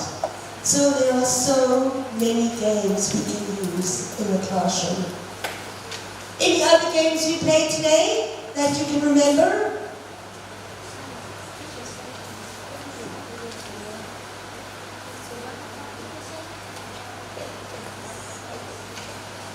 What game did we play earlier? Like 3 minutes ago? Teacher says. I'm just checking if he's still awake. All right. So just to quickly go over some of the benefits of the games. Children learn when they're having fun. Children love playing games. And so what a brilliant tool. And a lot of games, you don't need equipment. You don't need balls or stickers or space to run. Sometimes you just need your voice, maybe some flashcards, and your board. Okay? Easy to do. Games are encouraging students to use their English, okay? And to communicate in English. Alright? Managed to get that to right, games help our students learn. What are our 4 skills again? Listening, speaking, reading, writing, okay? And if we've got time, I'll demonstrate something to you now. We'll use it. And it really just gives them an opportunity to practice their language. So even I have a ball game that I play with my students in class, where it's a very easy, I draw a little thing on the board and they've got to throw the ball at the board. It's sticky ball, I don't know if any of you know a sticky ball. But before the student can play, they have got to say something. They've got to answer a question. What's your favorite color? What's your favorite toy? Okay? Or something you did from the lesson. So it motivates them. Even your shy students will come out of their shell because they want to play. Okay? So there you go.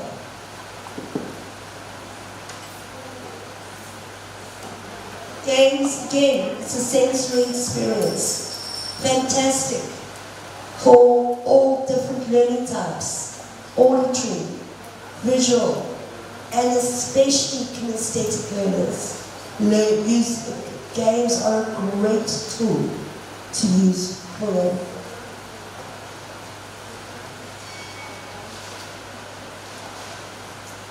A couple of things we need to remember though,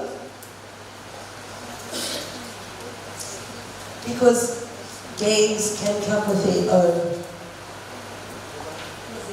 They need to be easy, they need to be fun, first of all, okay? This is a very important, it's a tricky one because it needs to involve friendly competition. And a lot of the time I've had experiences where students are so competitive that they actually get upset if they get an answer wrong, or if they don't get a point, or if maybe someone in their team loses, then the other students get angry with them. So it's always good to remind them, it's a game, we're doing it for fun, you don't need to get angry. So it's good to always make sure it's kept friendly. Again, we're using encouraging language. Well done, or that's okay, you still did well. One team wins. Great job, Team A. Team B, you did so well. Good try. Okay? So always make sure that all of the students feel encouraged. Remember, we want to try and use games to help us as teachers. So try and get them to practice the language.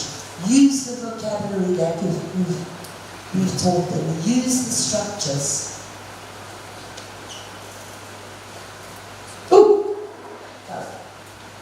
I need to people are taking notes.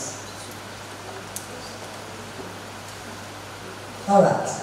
So very quickly before we end, I want to show you a quick game on the board that you can use. It's great for all your different skills. Right, so, and it involves all the letters of the alphabet. So, how many letters in the alphabet? You can tell me. Oh, good. You're surprised how many people don't know. Alright, so let's go quickly. You've got there. And so you will ask the students, right students, what letters do we have in the alphabet? A, B, students,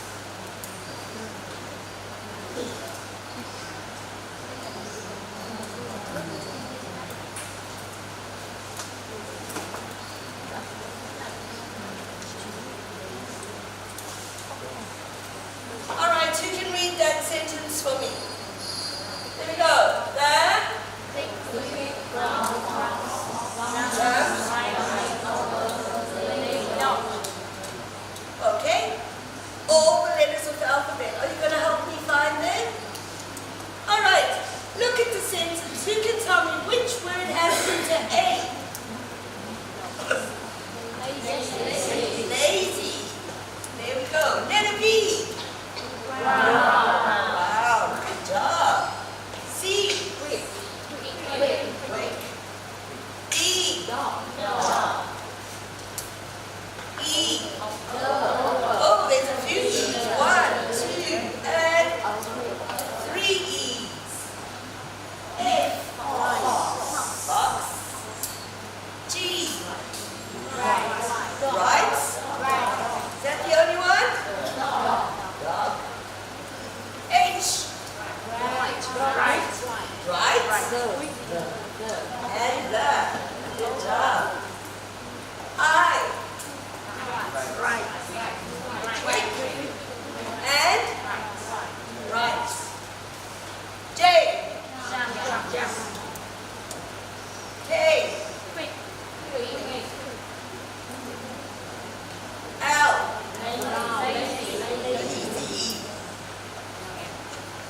M.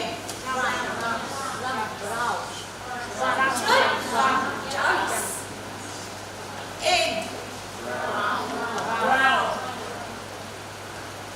O.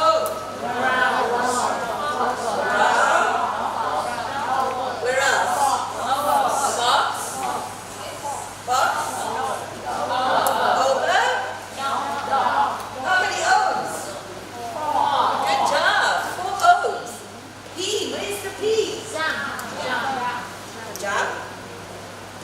Where's the Q? Good job. Woo, there it is. There you go. R. Right. And well down. Over. And from. 3 R's. Good job. S. Rush. Where's T? The. Right. Okay, give me. You. Quick. 1, 2. Me. Over. W. Good job. X. Y. Z. There you go, ladies and gentlemen. One sentence with all the letters of our alphabet. Okay? A quick day that you have to review the alphabet with your students. And what makes it fun is the faster you go, the more challenging it is. How many E's? How many O's? How many I's? So something quick. What did I need? Chalk, board, voice. So easy. Okay? And did you all play? Were you all looking for the letters? Yes or no? Yes. Okay. All right. So that's just one really simple example.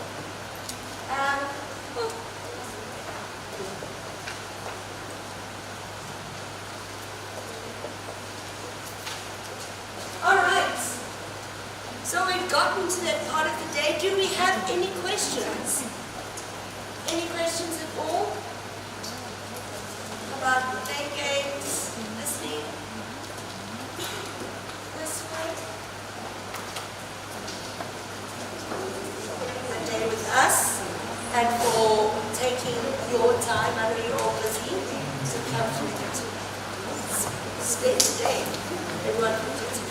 So thank you so much, and I hope you find it valuable. Thank you. Trước khi các thầy cô ra về, xin mời các cô nghĩ điều này mình cho các xin tóm tắt một chút về cái nội dung từ sáng đến giờ. Buổi sáng thì mình có làm về cái Island Micronesia thì cho khối 1 và khối 2. Thì thầy cô có biết là Island Micronesia thì bao gồm 26 chữ cái. Thì riêng cái sách lớp 1 á, về 13 chữ, sách lớp 2 á, 13 chữ còn lại. Thì từ A cho đến M và từ M cho đến Z. Tiếp theo thì đến lớp 3, lớp 4, lớp 5 thì mình học Island Smart Start. Thì một số cái features của Island Smart Start là thầy cô cũng nhìn thấy trong sách á. Bao giờ mình xem sách mình cũng phải mở cái scope and sequence ra đầu tiên và mình sẽ thấy là số lượng themes hay là topic của nó là khoảng 8. Và mỗi theme như vậy nó có 6 lessons. Từ lesson 1 cho đến lesson 4 là mình học ngữ liệu mới, từ vựng mới, verb mới. Lesson 5 là làm gì ạ? về văn hóa và lesson 6 review nhưng có kèm theo những cái bài tập mô phỏng Cambridge learners. Vậy đấy là cái cấu trúc của một cái bài. Và trong cái I Learn Smart Stuff có một cái nhân vật nổi bật và xuyên suốt cả series của cô để đó là Elfie. Elfie là một alien từ hành tinh Alpha và một ngày đẹp trời nào đó thì rớt xuống trái đất và cùng với một số bạn ở trái đất thì có những cái trải nghiệm. Thì mỗi bài học sẽ có một câu chuyện liên quan đến Elfie và những người bạn. Thì mỗi bài học như vậy sẽ có những câu chuyện khác nhau. Thì đó là cái nổi bật. Cái nữa, mình có cái sự tích hợp mình gọi là SLIL mình gọi là Content and Language Integrated Learning. Tức là các thầy cô đã từng nghe học dạy tiếng Anh mà phải dạy math, science, đôi khi thấy geography trong đó mà. Đấy. Thì cái series này nó có chữ SLIL trong đó, cho nên các thầy cô đề nghị để xem. Một cái nữa đó là cái khung chương trình. Thì khi mà thiết kế thì nhà biên soạn để cố gắng tích hợp những cái yêu cầu của OS, của Bộ Giáo dục và Đào tạo. Là ví dụ như là sau khi các em học ở cấp 5 thì các em đạt được những gì, yêu cầu đầu ra như thế nào và theo sát cái khung của Cambridge learner và Starters, Mover và Flyers. Thì đó là những cái tiêu chí mà cái bộ sách khi mà biên soạn của căn cứ vào đó. Thì đó là những cái điểm mà nó khá là nổi bật. Một cái nữa đó là về cái website thầy cô lập phía sau cuốn sách thì thầy cô sẽ thấy cái website ở đó. Thì đối với website này thầy cô chỉ cần đăng ký có cái password và có cái đăng nhập thì thầy cô sẽ tìm thấy mọi thứ ở trên đó và kể cả Island Mindfulness nó cũng ở trong cái phần đó luôn, cho nên thầy cô chỉ cần vô một website thôi mà mình có thể sử dụng cái dữ liệu của cả hai cuốn sách. Và đối với Island Mindfulness thì cũng chia sẻ thầy cô một chút. Thì đây là cái quá trình mà mình thiên về multi-sensory approach thì thầy cô lúc sáng mình đã có nghe qua rồi. Và thế nữa, đó là cái hướng mà mình đưa cái phonics lớp 1, lớp 2 đều nó có cái lý do của nó cả. Thì thầy cô cũng biết là khi đối với đối tượng người lớn của học tiếng Anh với con nít học tiếng Anh thì nó có sự khác nhau đúng không ạ? Con nít thì học tiếng Anh theo tự nhiên, tiếp nhận ngôn ngữ một cái tự nhiên, còn người lớn rồi á thì bây giờ học thường nó có cái chủ đích nào đó. Cho nên là một cách tiếp cận hiện nay mà người ta yêu cầu là những cái phương pháp nên hướng đến cái việc người lớn nên học tiếng Anh theo cách của con nít để có thể tiếp nhận cái ngôn ngữ tự nhiên hơn, và đặc biệt là cái phát âm. Càng nhỏ thì chúng ta học âm nó càng dễ. Lớn lên khi mà cái ngôn ngữ mẹ đẻ chúng ta đã phát triển lên ở một độ advanced rồi, cũng nhiều rồi thì lúc đó chúng ta quay lại phonics rất là khó. Cho nên đó là lý do mà như hiện nay thậm chí là cả kindergarten 2 tuổi, 3 tuổi phụ huynh cũng có thể đưa cái môn tiếng Anh vào để dạy cho cô bé rồi để lấy cái đầu quen với phonics. Cho nên là cái hướng của mình là như vậy. Thì cái buổi hôm nay thì cũng rất là cảm ơn các thầy cô, nhiều thầy cô cũng đã mời rất là xa đi đến đây chắc cũng gần hơn 1 tiếng rồi đúng không? Thì cũng đã cố gắng để tham dự có một buổi hôm nay. Và cô Sonia thì thật sự ra đến giờ thì cô cũng vừa mới dạy xong trên đường là chạy ra sân bay rồi bay đến đây rồi cả tối hôm qua buổi rất là trễ rồi sáng dậy rất là sớm nên cũng rất là vất vả. Nhưng mà dù sao thì ngồi đến cái đoạn giờ này thì cũng thấy là tinh thần của các thầy cô cũng rất là quý và một lần nữa cảm ơn các cô rất là